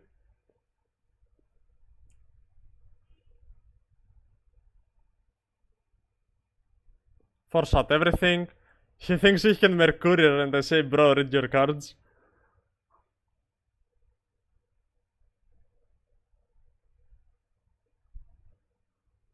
He drew Droll in 56, by the way. Yeah, cool. Droll does nothing against this deck. And I knew that he wanted to have Mercurier for something. Because he was wanting to banish Light and Darkness. By the way, you should probably make Draco Stapela with that, but whatever. So all I do here is set up this. This is an OTK by itself, but I also have an Omnigate for the Mercurier and Brilliant Fusion just for Salt. Zio Pepino also tried to be a smart bot and tell you that it's negated. Yeah. And he said, like, look at what he said. He said Lemao, and then I think he said lol the one off. And if you know Gem Knights, you know that this is a 4 off because you play this one that can set this, by the way. So he complains about one off when he opens literally everything he needs to make a full board with draw in hand in 56. But then I open one of 4 offs. And then oh my god, it's the one off that kills me. This is not key by itself, by the way. Attack, deal damage, attack, deal damage. If that's not game, I can pierce with 39 damage. And if that's not game, I can attack directly with 27. Also, isn't Scatter Fusion also technically Brilliant Fusion? Yeah. But, I mean, specifically for Brilliant Fusion, you play 4. Scatter Fusion, you can say that it's kind of a brilliant, but yeah. It's not the same because it activates, so cards that can pop it like Ogre can negate it basically. Here, unfortunately, I draw 0 Genet cards. If I was drawing Genet cards, I could easily OTK him, easily, because he has everything he needs to do. But what does he decide to do? Puppet. Because he does not know how to play the deck, and unfortunately I draw 0 Gem Knights. So yeah, he gives me Puppet, which I'm fine with it because I play Droplet. Like, this does nothing against me. It's a Forbidden Droplet material as well, so I don't give a fuck. And I was hoping that Droplet plus Deep Barrier was saving me. Shouldn't they have sided the barrier if they played? Bro, don't ask me. He just wanted to go first because that's all he can do. He thinks that this is good against Gem Knights when they play Forbidden Droplet. And I was even thinking that he will make me go first because my deck does nothing going first. That's why I put the barrier. So damage step, I tried Forbidden Droplet for everything, but I miscalculated because it was like 4 AM. So I do die.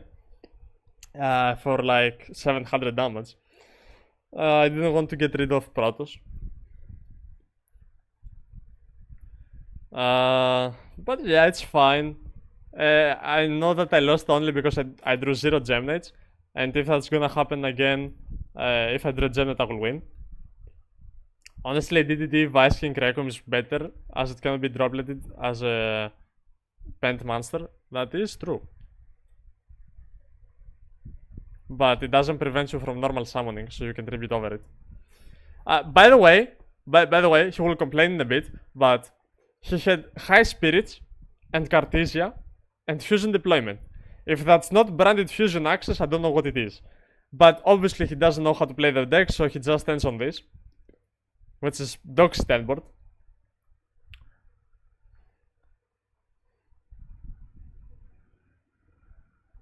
And he does not care about my trigger effects, not caring about resolving the chain correctly, like, so bad. He just wants, activate Albaz, I will fuse with your monster. Shut the fuck up, I will Forbidden Droplet it. And then, 3 out of 3, Lemao, oh my god. Like, know how to play this fucking deck, idiot. You played everything wrong and then you complain about the Droplet. Shut the fuck up. Can you tribute set over Ido? No. Because the correct translation of Ido says that you can't you can't summon or set. But you can do that under DDD. Is that Purely? Noir? Or is it Redoer? What the fuck?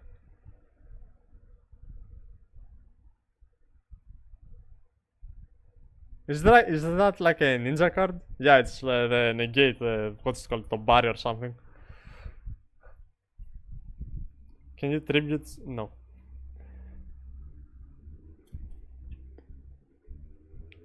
I remember this one negates by flipping something, or is it the... No, it's not the negate, it's the one that fusions, and it can be destroyed by battle. Yeah, you can fusion summon a ninja, yeah.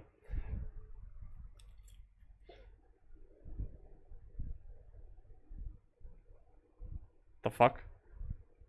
This looks like a Sky Blaster card. Or... Ah, it's the new Zexal, right?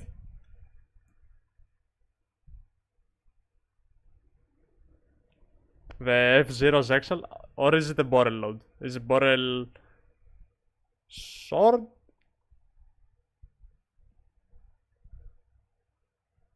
Yeah, it's Borel Sword.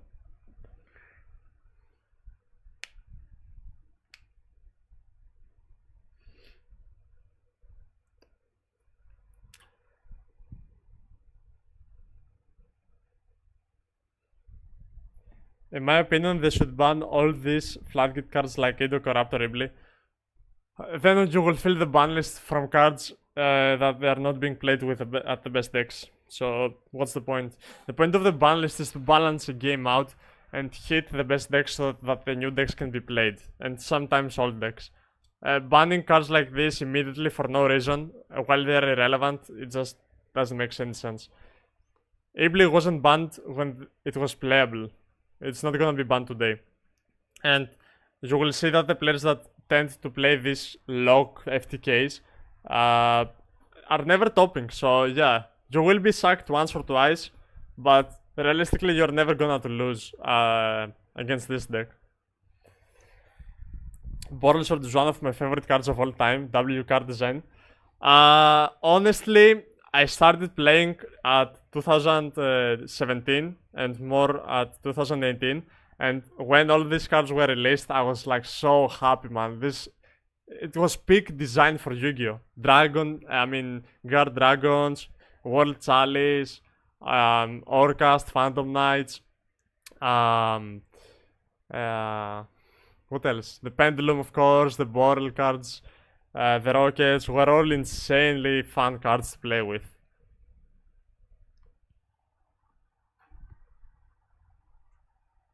What is that? Is that I know that card, I just don't remember the name.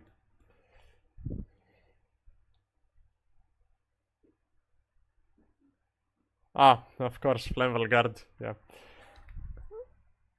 If Ripley was not legal, Mermaid would have been unbanned. Bro, Mermaid was not banned for Ripley. Mermaid was banned because every deck... because it was the Finsmith of that era. Basically. You were link summoning any two bodies into full Orcast combo, which was ending on Ascent, Non-Negate and stuff like that. And Fall-Up. And you could still do it today. Like, it was the Moon Goddess of that time.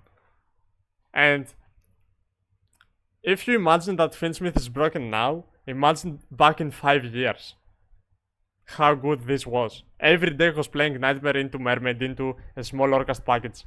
Mermaid or Requiem.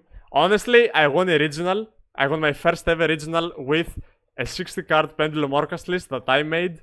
So I'm always gonna say Mermaid. Swah. Indeed, for me that was the peak time of Yu-Gi-Oh! Experience, 2017 to 20, before Master Level 5. I played the game for 15 years. I think the best run of Yu-Gi-Oh! Was from 2014 Duelist Alliance to 2019. Actually, maybe 2021 if you don't count Mystic Mine, because the decks were really fun. Like, Dragon Link was really fun when they were not making locks, okay? When they were not making locks, that format was amazing. Like, Euwcq, Dragon Link, Tri Brigade, then in 2020, basically the same thing, plus Dinos. 2019, Thunder Dragon, Sky Striker, Salaman Great, Guard Dragons, Pendulums. That was insanely fun. 2019, not so much. 2010 was like, 2017 was also not great if you count Zoo, but 2017 with True Dracos and Lightstorm Piles was pretty fun. 2016 was peak Yu-Gi-Oh! Pendulums, ABCs, Blue Eyes, a bit of Monarch here and there, Clifford, pretty fun decks. 2015 was amazing. Sadol, Necros, BA, a bit of Clifford and Teller Knights, if you don't count Jinlock. And 2014, it was the start of the new era of Yu-Gi-Oh! With Duelist Alliance. Is that Deco Talker? Salam agreed my favorite deck. Honestly, I would agree if it wasn't for so many FTKs with Summon, Sork, Firewall, Hulk into Linkros, Spiral, Extra Link, Gambler, and all that. I mean, yeah, but these FTKs were like the minority of these years. Like, I do not remember these years for the FTKs. Okay, 2019 was like the era of Gookie FTK, which was not fun, and some Dark World FTK. But apart from that, the actual games that we were seeing were pretty fun, right? With Electromite, with even some Altergeist matchups. Honestly, such nostalgia. Endymion Orcast or Pile Pendulum Orcast. I was playing like Zephyr, Endymion, Guard Dragon, Pendulum Magician Orcast. I know it sounds crazy, but any 3 card of that deck was putting up 9 interruptions, and I was always winning, going second against the best decks. I broke a full Guard Dragon Crusadia. By the way, Crusadia was insane. One of my favorite decks. And I broke a full Crusadia Guard Dragon board with just 2 purple Poison Magicians, which was insane to think about. And yeah, I made a crazy deck that day, and like 2 days later, everything got banned. Electromite Guard Dragons, the Orcast cards, some Endymion cards were limited as well. Yeah, it was pretty painful, honestly. But winning my first regionals when I was 14 years old, I think I was 14. Yeah, I was 14. It was such a crazy feeling for me. Would you bring back Electromite? If you bring back Electromite, what do you think is gonna happen, right? Do you think something unfair is gonna happen? Do you think Pendulum best deck all of a sudden? No. Just don't tell Triff I said that. But no, it's like Electromite is not gonna do some crazy things. And Pendulum is not gonna be the best deck. Pendulum always has the weaknesses that cannot play through a lot of hand traps consistently. They cannot break boards easily going second. And yeah, it's just bring back Electromite, man. Come on, bring it back, my boy. Triff would make it the best deck. Honestly, I would help him. I played a lot of Endymion, one of my favorite deck, Endymion Guard Dragon. I mean, you laugh about it, but that deck was crazy.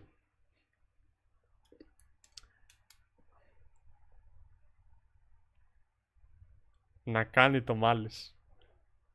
Τι θες να κάνει το μάλις?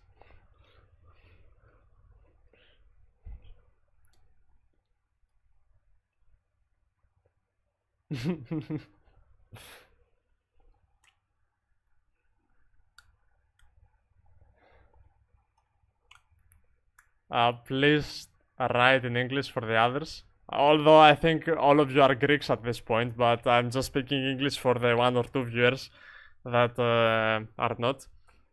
But yeah, honestly, kill Malice. For fuck's sake, I don't want this deck anymore. If you want to ban Lancia to kill Malice, that's fine. Ban White Binder, I'm fine with it. I was so disappointed there was an announced Endymion card and it had nothing to do with Endymion in terms of effects. And by the way, it also has like 0 to do with Magistus as well. Like, it's not even good at Magistus. You're never making this card. How are you gonna summon 3 monsters with Magistus? Game 1, Vanguard Mirror. Let's fucking go. We're back at 2022 or 23. When was it? I believe the whole chat is Greek. Well, we can check it.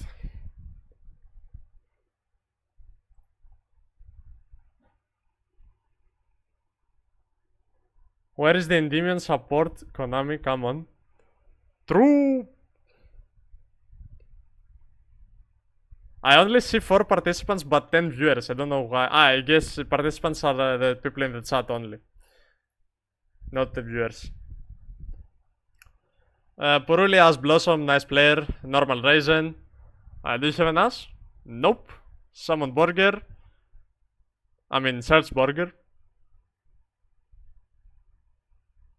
I want to play. By the way, I do know that there are some viewers that are English speaking because they are right in my Discord.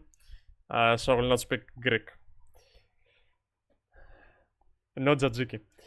Roselle is just skill. Yeah, man. Honestly, was 2024 the year Jessica won? Because if it was, we might have a new trend appearing in AU. I don't want to make the joke I want. I don't want to do the joke I want to make, unfortunately.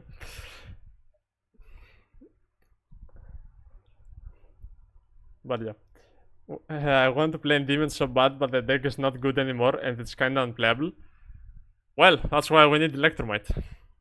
I would sometimes chain Borger to Raisin search in case of draw. I also draw one in chain. He added Borger with Raisin, so he couldn't avoid draw.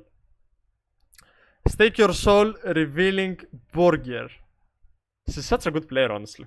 Like, just draw whatever you need. It's that simple. She doesn't appear to play the Paradise Smasher. Or at least not prioritizing that. Activate Field Spell, target Jalong, most likely search Holy Shoe.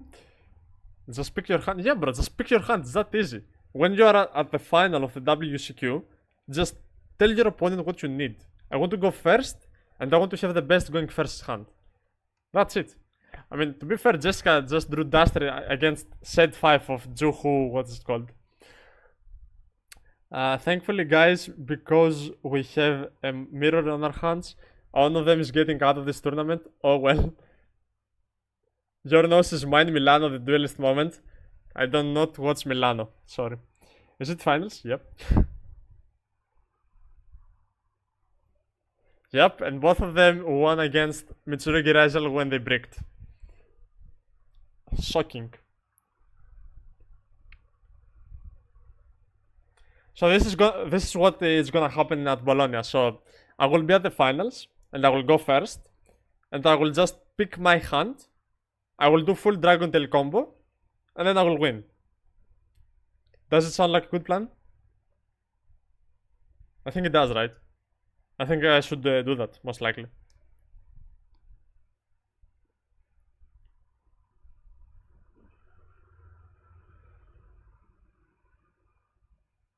So we know Double Burger, Holy Shoe, Mad Love, and oh, we know everything. The other is Raisin, and we know a Dark. What do you think Vanquishal should play into Nib and when not? Is it safe for game 2 and 3 to play into Nib because you would think your opponent would side it out? Honestly, that statement just doesn't mean anything because in 1 week they will have Kanan and they will just summon Reaper and negate Nibiru, so Nibiru won't matter. I don't even play Nibiru post Justice Hunters. No, none of the decks really care about Nibiru, except maybe a bit of Yami. Mikhail Savakis, yes. He's a YouTuber, I believe, and he's Canadian. He's a friend of Cotton. Yeah, I know who Milano is. I just don't not want to watch his content. No hate to him, but I just don't watch him.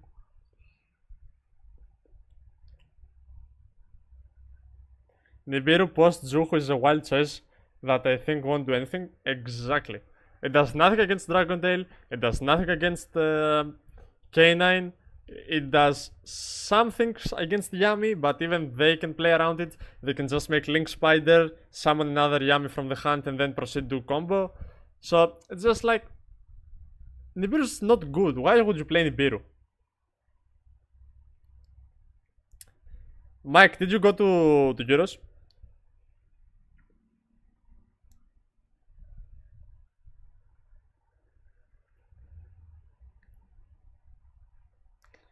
This is turning really fast into a Greek-only stream. Mostly funny shorts and some deck profiles from his tops. Milano has tops? Yeah, I know about the shorts, but I just think they are too cringe. I understand we have to have some entertainment in the Yu-Gi-Oh department, but that's not for me. Nib might be good going first again against Ken and Vanquishal. No, I couldn't, unfortunately. It's fine, man. We will go to Bologna together.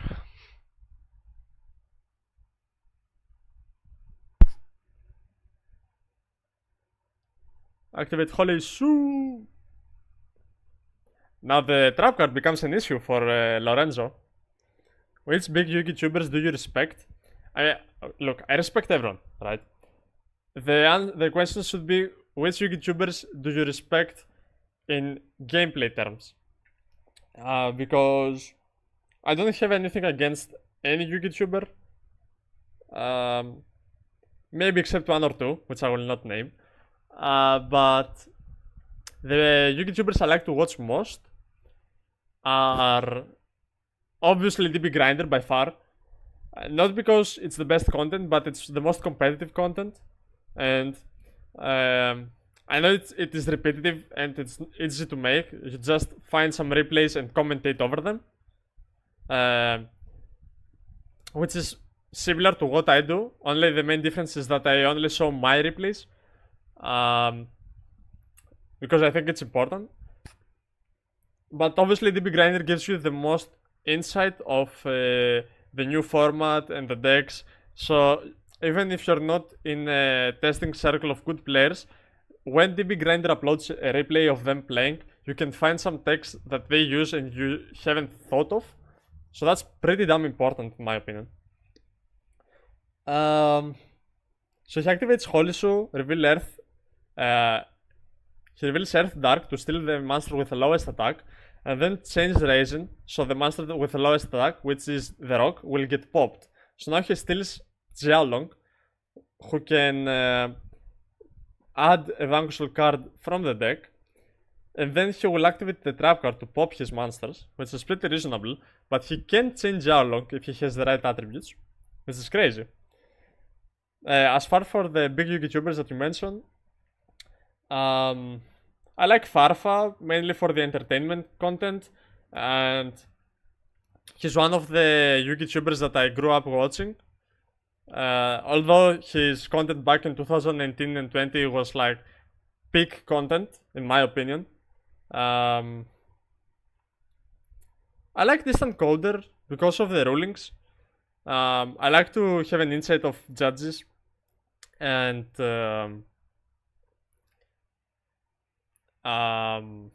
some ruling questions that you can face or some things like this.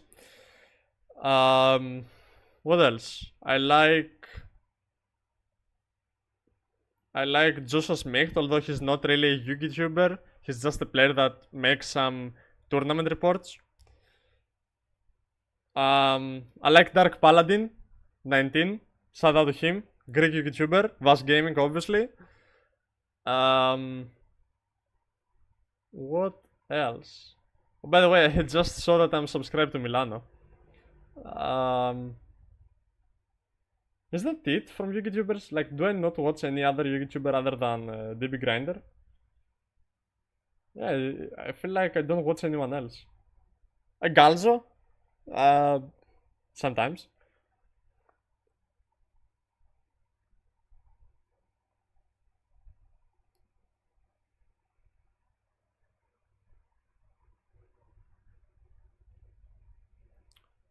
A lot of questions. I love how DB Grinder pronounce cards. Man, I really can. Like, I grew up with two parent teachers. Teacher parents, whatever. And when someone makes a grammar error, like, I am Greek and I speak English better than him. And it's his first language, right? I can't imagine him learning or trying to learn another language. I grew up with classical Yu-Gi-Oh! Man, you are old. Due to limited personal time, I only watch DB Grinder. So you're not watching me, Michael? Okay. Okay, Mikey. I will remember that. Do you think Vanquishal is one of those decks where you either love it or hate it? What decks, at least from the recent years, you have either hate or love, and nothing in between? Interesting question. I like this question a lot. Thank you, Stavro. First of all, I'm gonna say that in 2023 I was the biggest Vanquishal hater, even more than Castira, because Vanquishal did nothing original. Like, all they did was activate Shifter, summon Fenrir, summon Raisin, and hopefully they draw the trap card and play with a bunch of hand traps. This was such a bad gameplay. Like, I was bored as hell. This was really bad.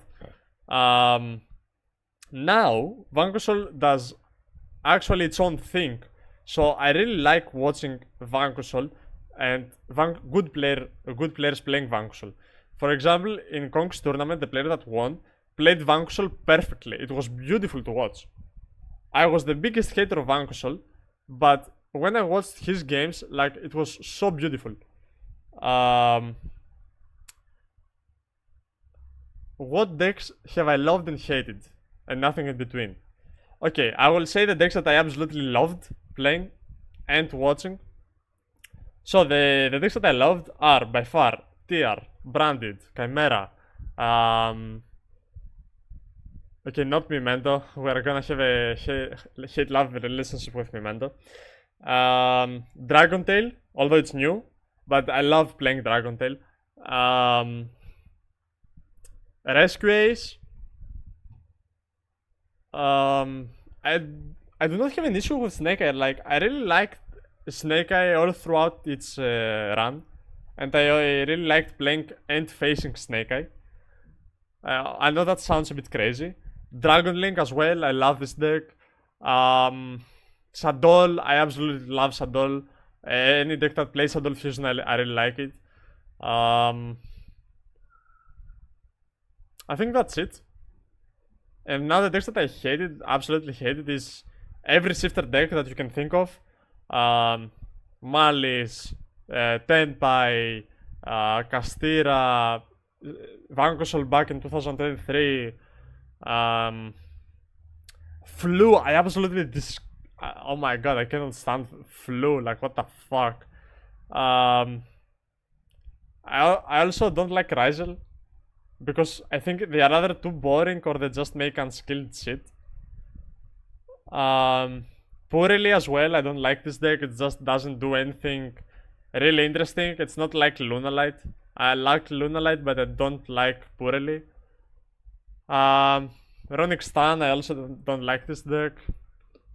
I hate... what else? I hated Trickstar back in the day, because the only way they could win is with Reincarnation Troll and nothing else.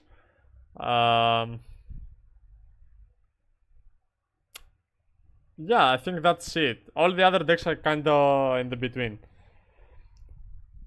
I mean, he uploads every day 2-3 videos. In comparison to other tubers who upload that much content, I prefer him. But I also watch you at weekends.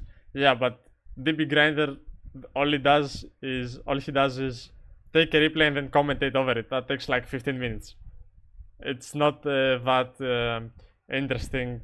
I mean, it's not that hard to make, right? You can afford to put 3 videos daily. Don't forget, Vanquishal used to play 3, there can be only 1 in main deck. I mean, yeah. Rescue's Unchained format was so good, I agree. What's your top 3 favorite decks of all time? For me, Salads, Crimson Frogs. Of all time? Okay. TR, by far number 1. I had the most fun ever playing Yu-Gi-Oh! With TR. And I played TR from 2022 even now. Then I think Branded, because I have a big love for Brand, honestly. I'm not one of the Brand players that just played Brand back in the day. I always wanted to play Branded. In 2021, I was playing pure Shadows, and Shadow was like my favorite deck back in the day, right? So I was playing pure Shadow 2021, and I was winning every locals, even in weird formats like PK Scythe and stuff like that. I was winning everything, and it was pretty fun to play with a budget deck and winning. So when Branded was announced, it first wasn't announced with Branded Fusion, so I still wanted to pick up that deck. I thought it was really interesting, and I was playing it mainly as a going second deck because that's what I thought it was about to do with Albaz and Super Poly and stuff like that. Before Brand Fusion was announced, so I bought all the Despia cards and I won original with Despia Sadol without Branded Fusion, and before the Destruction deck was released. And then Branded Fusion was announced, and it was the most fun I've ever had when the Structure deck was released, because I already had Albers, which went for 150 euros each. And I always loved playing that deck. I have a lot of premier tops with the deck. I topped my first nationals with this. By the way, I only lost to the guy in chat, Michael Savakis. We in the mirror match, by the way. And I only lost in Swiss to Marcelo Barberi, who also played Branded. I lost in time. Then I also had like a very budget list. I didn't have any crossouts. I didn't have Trias Blossom. I only had 2. I didn't have talents. I was playing budget Branded, to be honest. And I got my first ever top with that deck. I didn't play 2023 because that was the year I gave my exams for university. And in 2024, I topped Greek Open and Greek Nationals with a Branded deck. So, honestly, big love for that deck. And as for the third most loved deck, it's pretty hard to choose. I think Sadol, to be honest. Because I love playing Sadol both in old formats and in new decks. Like right now I have 3 decks with Sadol Fusion in it. So I just love Sadols, man. So I think these are my top 3 decks. I understand that these videos aren't too hard to make, but they are the best in order to learn the deck. Yeah, I agree. About Zuhu decks, how would you rank them on skill floor and skill ceiling? Okay. Yami has the lowest skill floor by far and a mid skill ceiling. Dragon Tail has a very low skill floor but a very high skill ceiling. Like the skilling is super high if you know how to build the deck, to play the deck correctly with some different engines. The skill ceiling is super high and it's very difficult to pilot it perfectly, even for me. And Vanquishol has a mid skill floor and a very high skill ceiling. That's what I think. Vanquishol is harder to play for a mid player than the other 2 decks because the lines it does, you always have to react with what attributes you have in hand. So that just makes it a bit tougher, and it also has a high skill ceiling because you have to learn how to interrupt well with this deck. It's not that easy to play, to be honest. I played Branded after Aluber reprint and it felt so good playing the deck after waiting the whole time for Aluber reprint. Vanquishol Mirror, I hope both players lose. Oh, come on, man. It's not that bad. It's not the Vanquishol of back in the day. Now Vanquishol doesn't do so many unfair things. It only does Paradise Smasher, which is unfair. But when that card gets banned, Vanquishol will be pretty good to play against.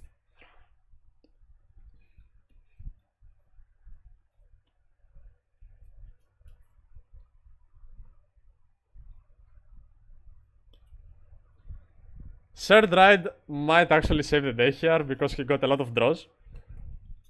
And he got a lot of new cards in his hand that he can bounce back from Roselle's endboard, basically, which is nothing.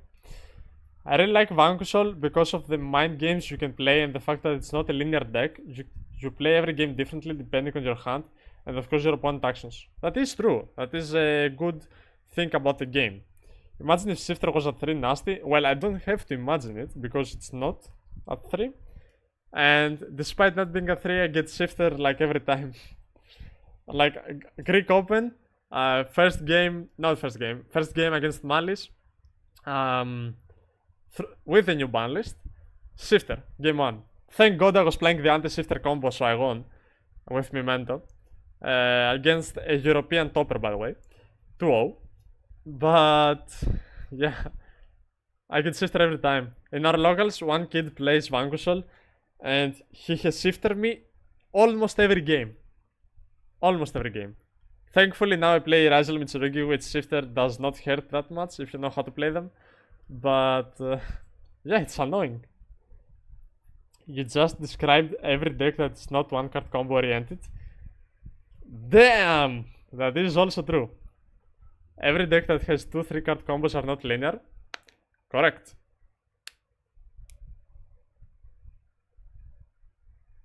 So now he pops her field spell. She revealed, 3 attributes.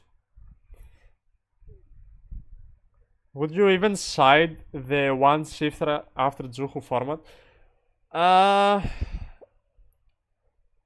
don't know, because most likely all you're gonna face are Vanquishal Mirror and Yami.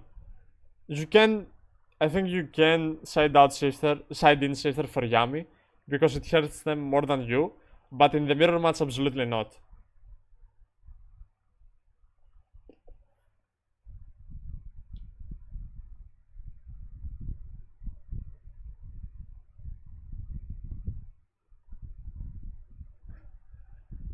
And Yami did lose to shifter. You're not gonna see that many Dragon Tail, and honestly, the shifter by itself doesn't allow you to combo well with the cannon cards, because you're not gonna have Lupus and Izuna, so, and also Lantern, so it makes your Rainbow that much worse. And if you get Charmed, then you have a high chance of losing even through shifter. So yeah, I mean, they will play shifter for sure, but it's not gonna be as good as you think. I have played the format a lot and I have gotten shifted a lot. But it's fine. Is it me or Werewolf is borderline bannable? Bro, no, come on. There are a lot of ways you can play around that.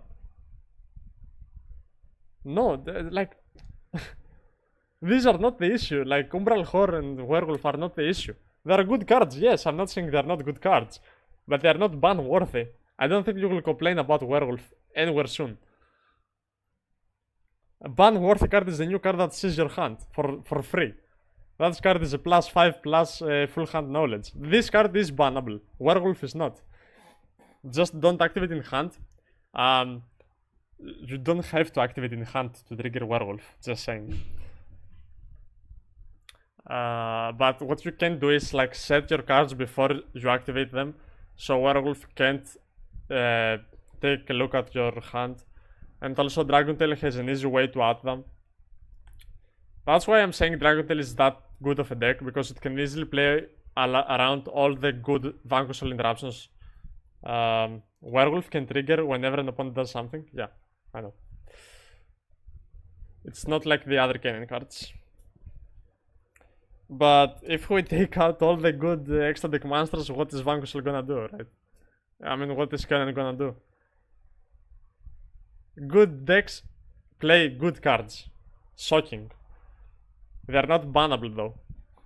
For sure. This is turning up to be an interesting mirror match, by the way, because it's a lot back and forth. We are at Art 3, I think. A lot of hand traps, good grind game, then don't do anything. Yeah, I mean, it seems crazy, but this is an actual play. What I do is set my spells, then when I activate something and they take a look at my hand, they are not getting rid of anything useful, and then I activate my spells and then I break his board. That's what I do.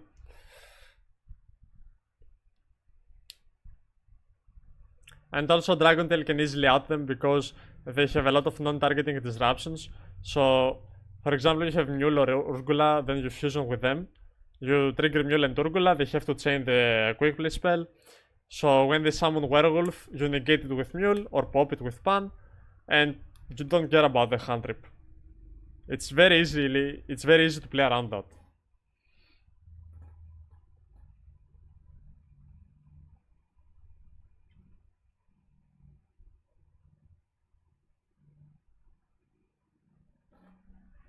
But I really like the new format, if Paradise gets banned. So now double Jowlong hits the field. Borger probably drew some cards. But the field spell protecting every Vanquishal name is pretty good. I don't think Roselle is playing Nibiru. She shouldn't, because it's not a good attribute. It doesn't do a lot in the mirror match, because right now Vanquishal is not a deck that can easily put 5 summons to do unfair things. They just play very safe. So we're going to the battle phase, and Borger will reveal Fire and an Earth, which means that will burn for 15. Roselle had Nib in hand, I remember. Oh, really? Okay, that's interesting. Maybe she sides it. I don't think that's a main deck card.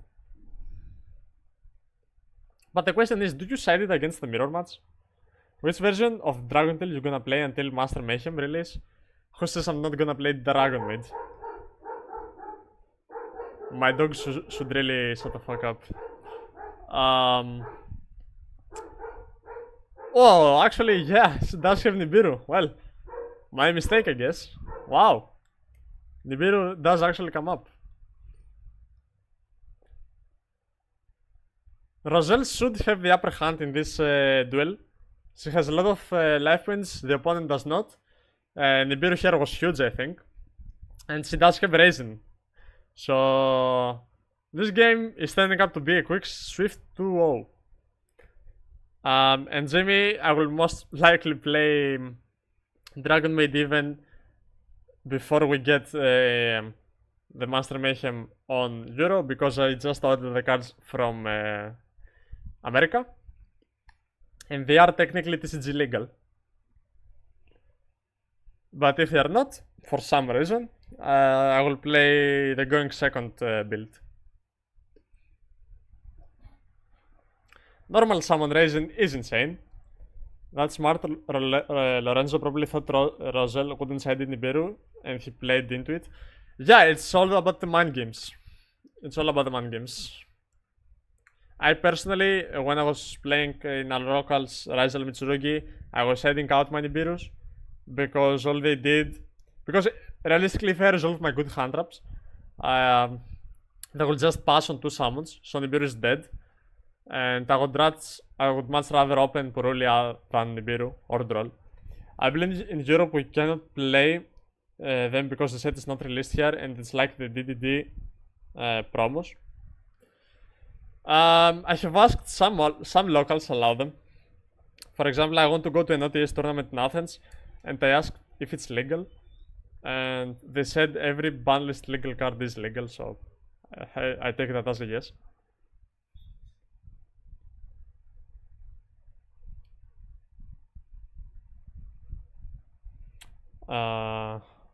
Zero was a manga promo in USA. Yeah, but that's not the same, because a manga promo is not the same as a TCG set.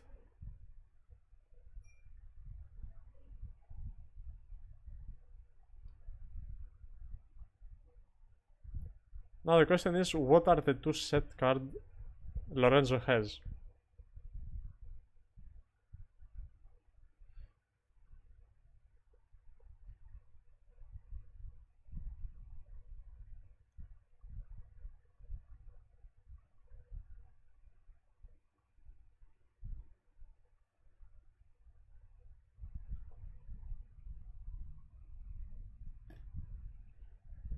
Excuse me for 1 second.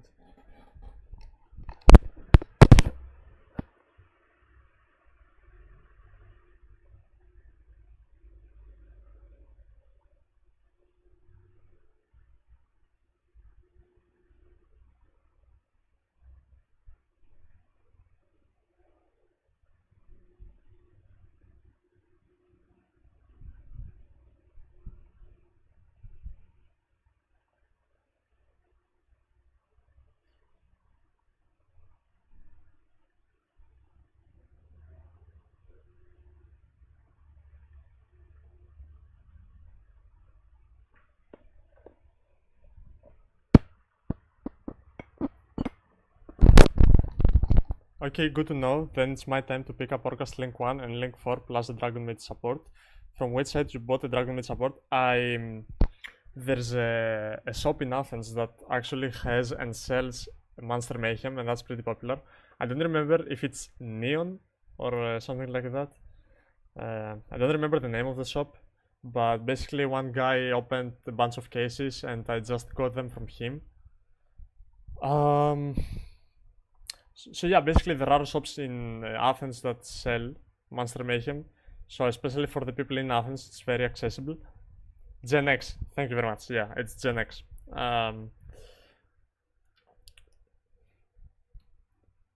So yeah, this is where I got my Dragon Maid cards, but I'm still missing two of them. I'm still missing the main deck Dragon Maid, and I'm still missing some lore pars. I mean, some parlors. So I kind of tried to go for.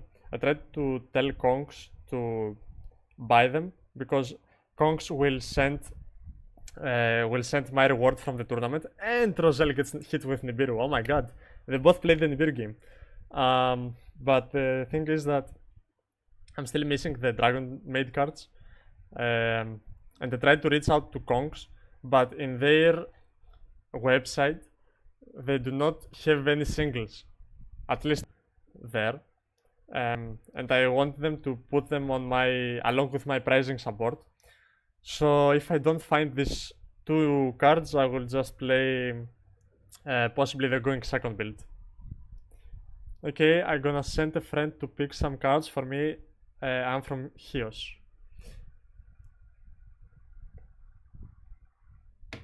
Okay.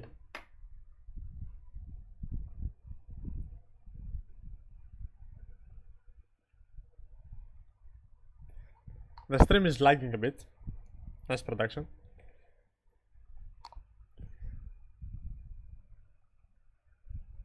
The chat is also lagging, so I'm guessing this is Konami's fault. Magusol rocks, and I am not talking about the Xyz, I'm talking about the Nibiru's. Nice. Solid rocks, brother. You're absolutely correct. Hold on.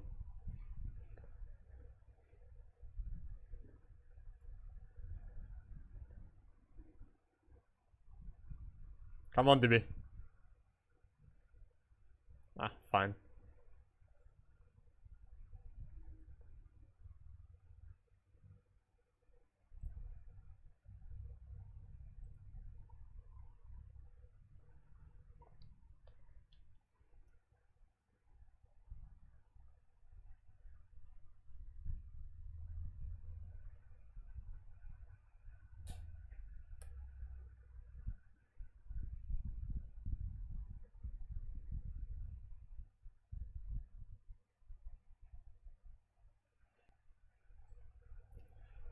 It's time for the all-important Game 3, as my good friend says.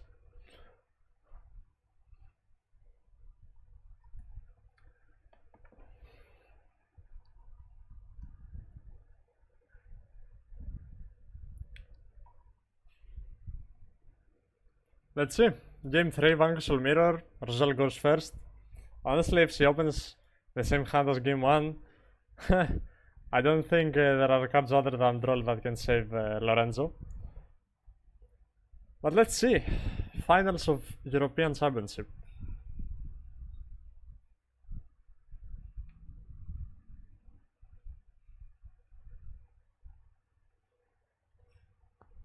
No Purulia coming down. Raisin gets normal summoned. The question is, does Lorenzo have... Ooh. He does have As Blossom, which is nice, but does he have Droll and Lockbird? Because there's a lot of monsters in Roselle's hand. And the Prosperity. And Prosperity Game 3 post side deck is pretty damn good. Now the question is, what do you side for in the mirror? Do you side probably shared rides? Or are there any traps that you can side for the mirror? I don't know.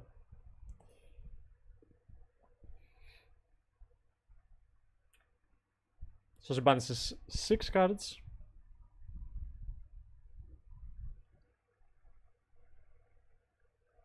Most likely. Yep. So that has to go through, and we see the Droll and Lockbird. That game is almost over, just because of Droll. I don't even think you need the other cards, right? You will just pick up Droll. So 2 Mudloves. Wow! You actually pick up Stake Your Soul while you have enough monsters in the hand. So that means she already has Droll, right? It has to mean that she has Droll. It just has to. So it's just, you're gonna summon Mudlove here, you're gonna search a field spell. Field spell will search either Holy Shoe or whatever else you want. You can also add back Raisin with the rocks. And Holy Shoe will special summon. You could special summon Jalong. Oh, actually, we see the Holy Shoe turn 0 play, revealing Raisin. Okay. I think that's a bit late, to be honest, because once the field spell hits the board, the monsters cannot be destroyed. But I guess he values the pop of values to the field spell more important, which I can understand. What he's gonna do most likely is he's gonna summon a Raisin on the column of Mudlove, search values, return Holy Shoe, pop the field spell, then try to pop Mudlove, which is a correct play. He can obviously chain Burger to that. But yeah, this is exactly what I'm thinking this is gonna happen. One thing that Roselle can do is activate Mudlove to return the Raisin to the hand. Okay, activating Raisin here is a big misplay.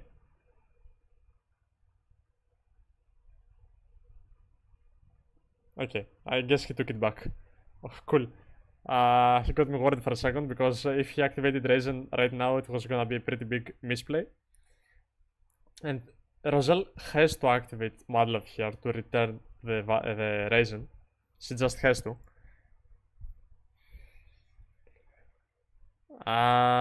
But I guess you don't want to give them back a normal summon, which I understand. Then you can out-raise in a different way, which I respect, honestly. The issue is that Burger cannot draw at the moment because of Prosperity. So you can deal like half the damage, but that's not great. But you still have the Holy Shoe, and Holy Shoe can also steal. So if they steal their values, they can later pop Raisin with values. I mean, you cannot steal values, but you can steal Raisin and Raisin pop values. Okay.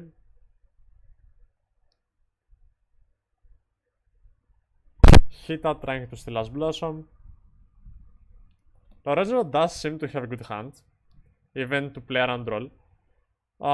So now he goes Burger to bounce back values for next turn, and Burger try to pick up a card from his deck. A lot of card advantage from the turn 0 Holy Shoe play, which is insane. So now Hita will steal the Ash Blossom, carefully not to place it on the Raisin column.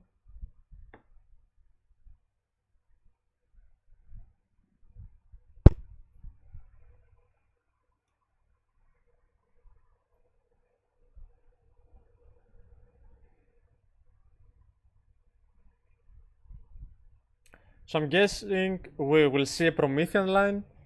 Summoning back Raisin, Raisin trying to pop Burger. Oh my god, he just passed.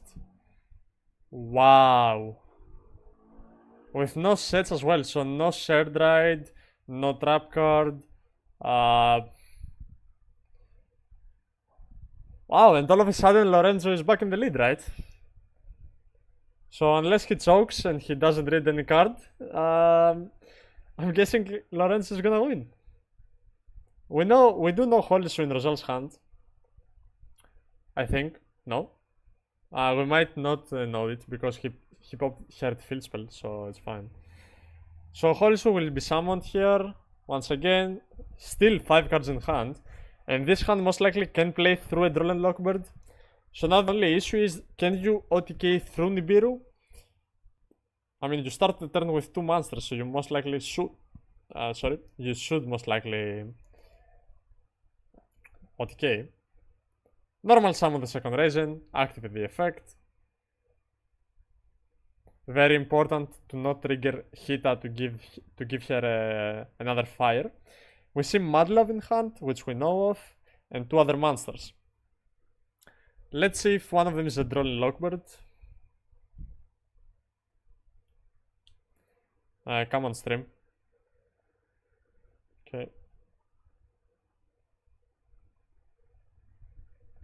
So now third summon values popping the Ash Blossom. Pretty respectable. Holy Shoe still hit a attack for game, and that's it. Lorenzo is the European with Vanquishol in a mirror match. Very well played. He did not choke at the important moment. He did everything correct. Yeah, and we'll just stare at Marcelo's face. Honestly, well played. And that's it. That is the European Euwcq. Wow. That's insane. So that's it. Will not have a ban list, unfortunately, in this stream, because it would be pretty good to have a reaction live.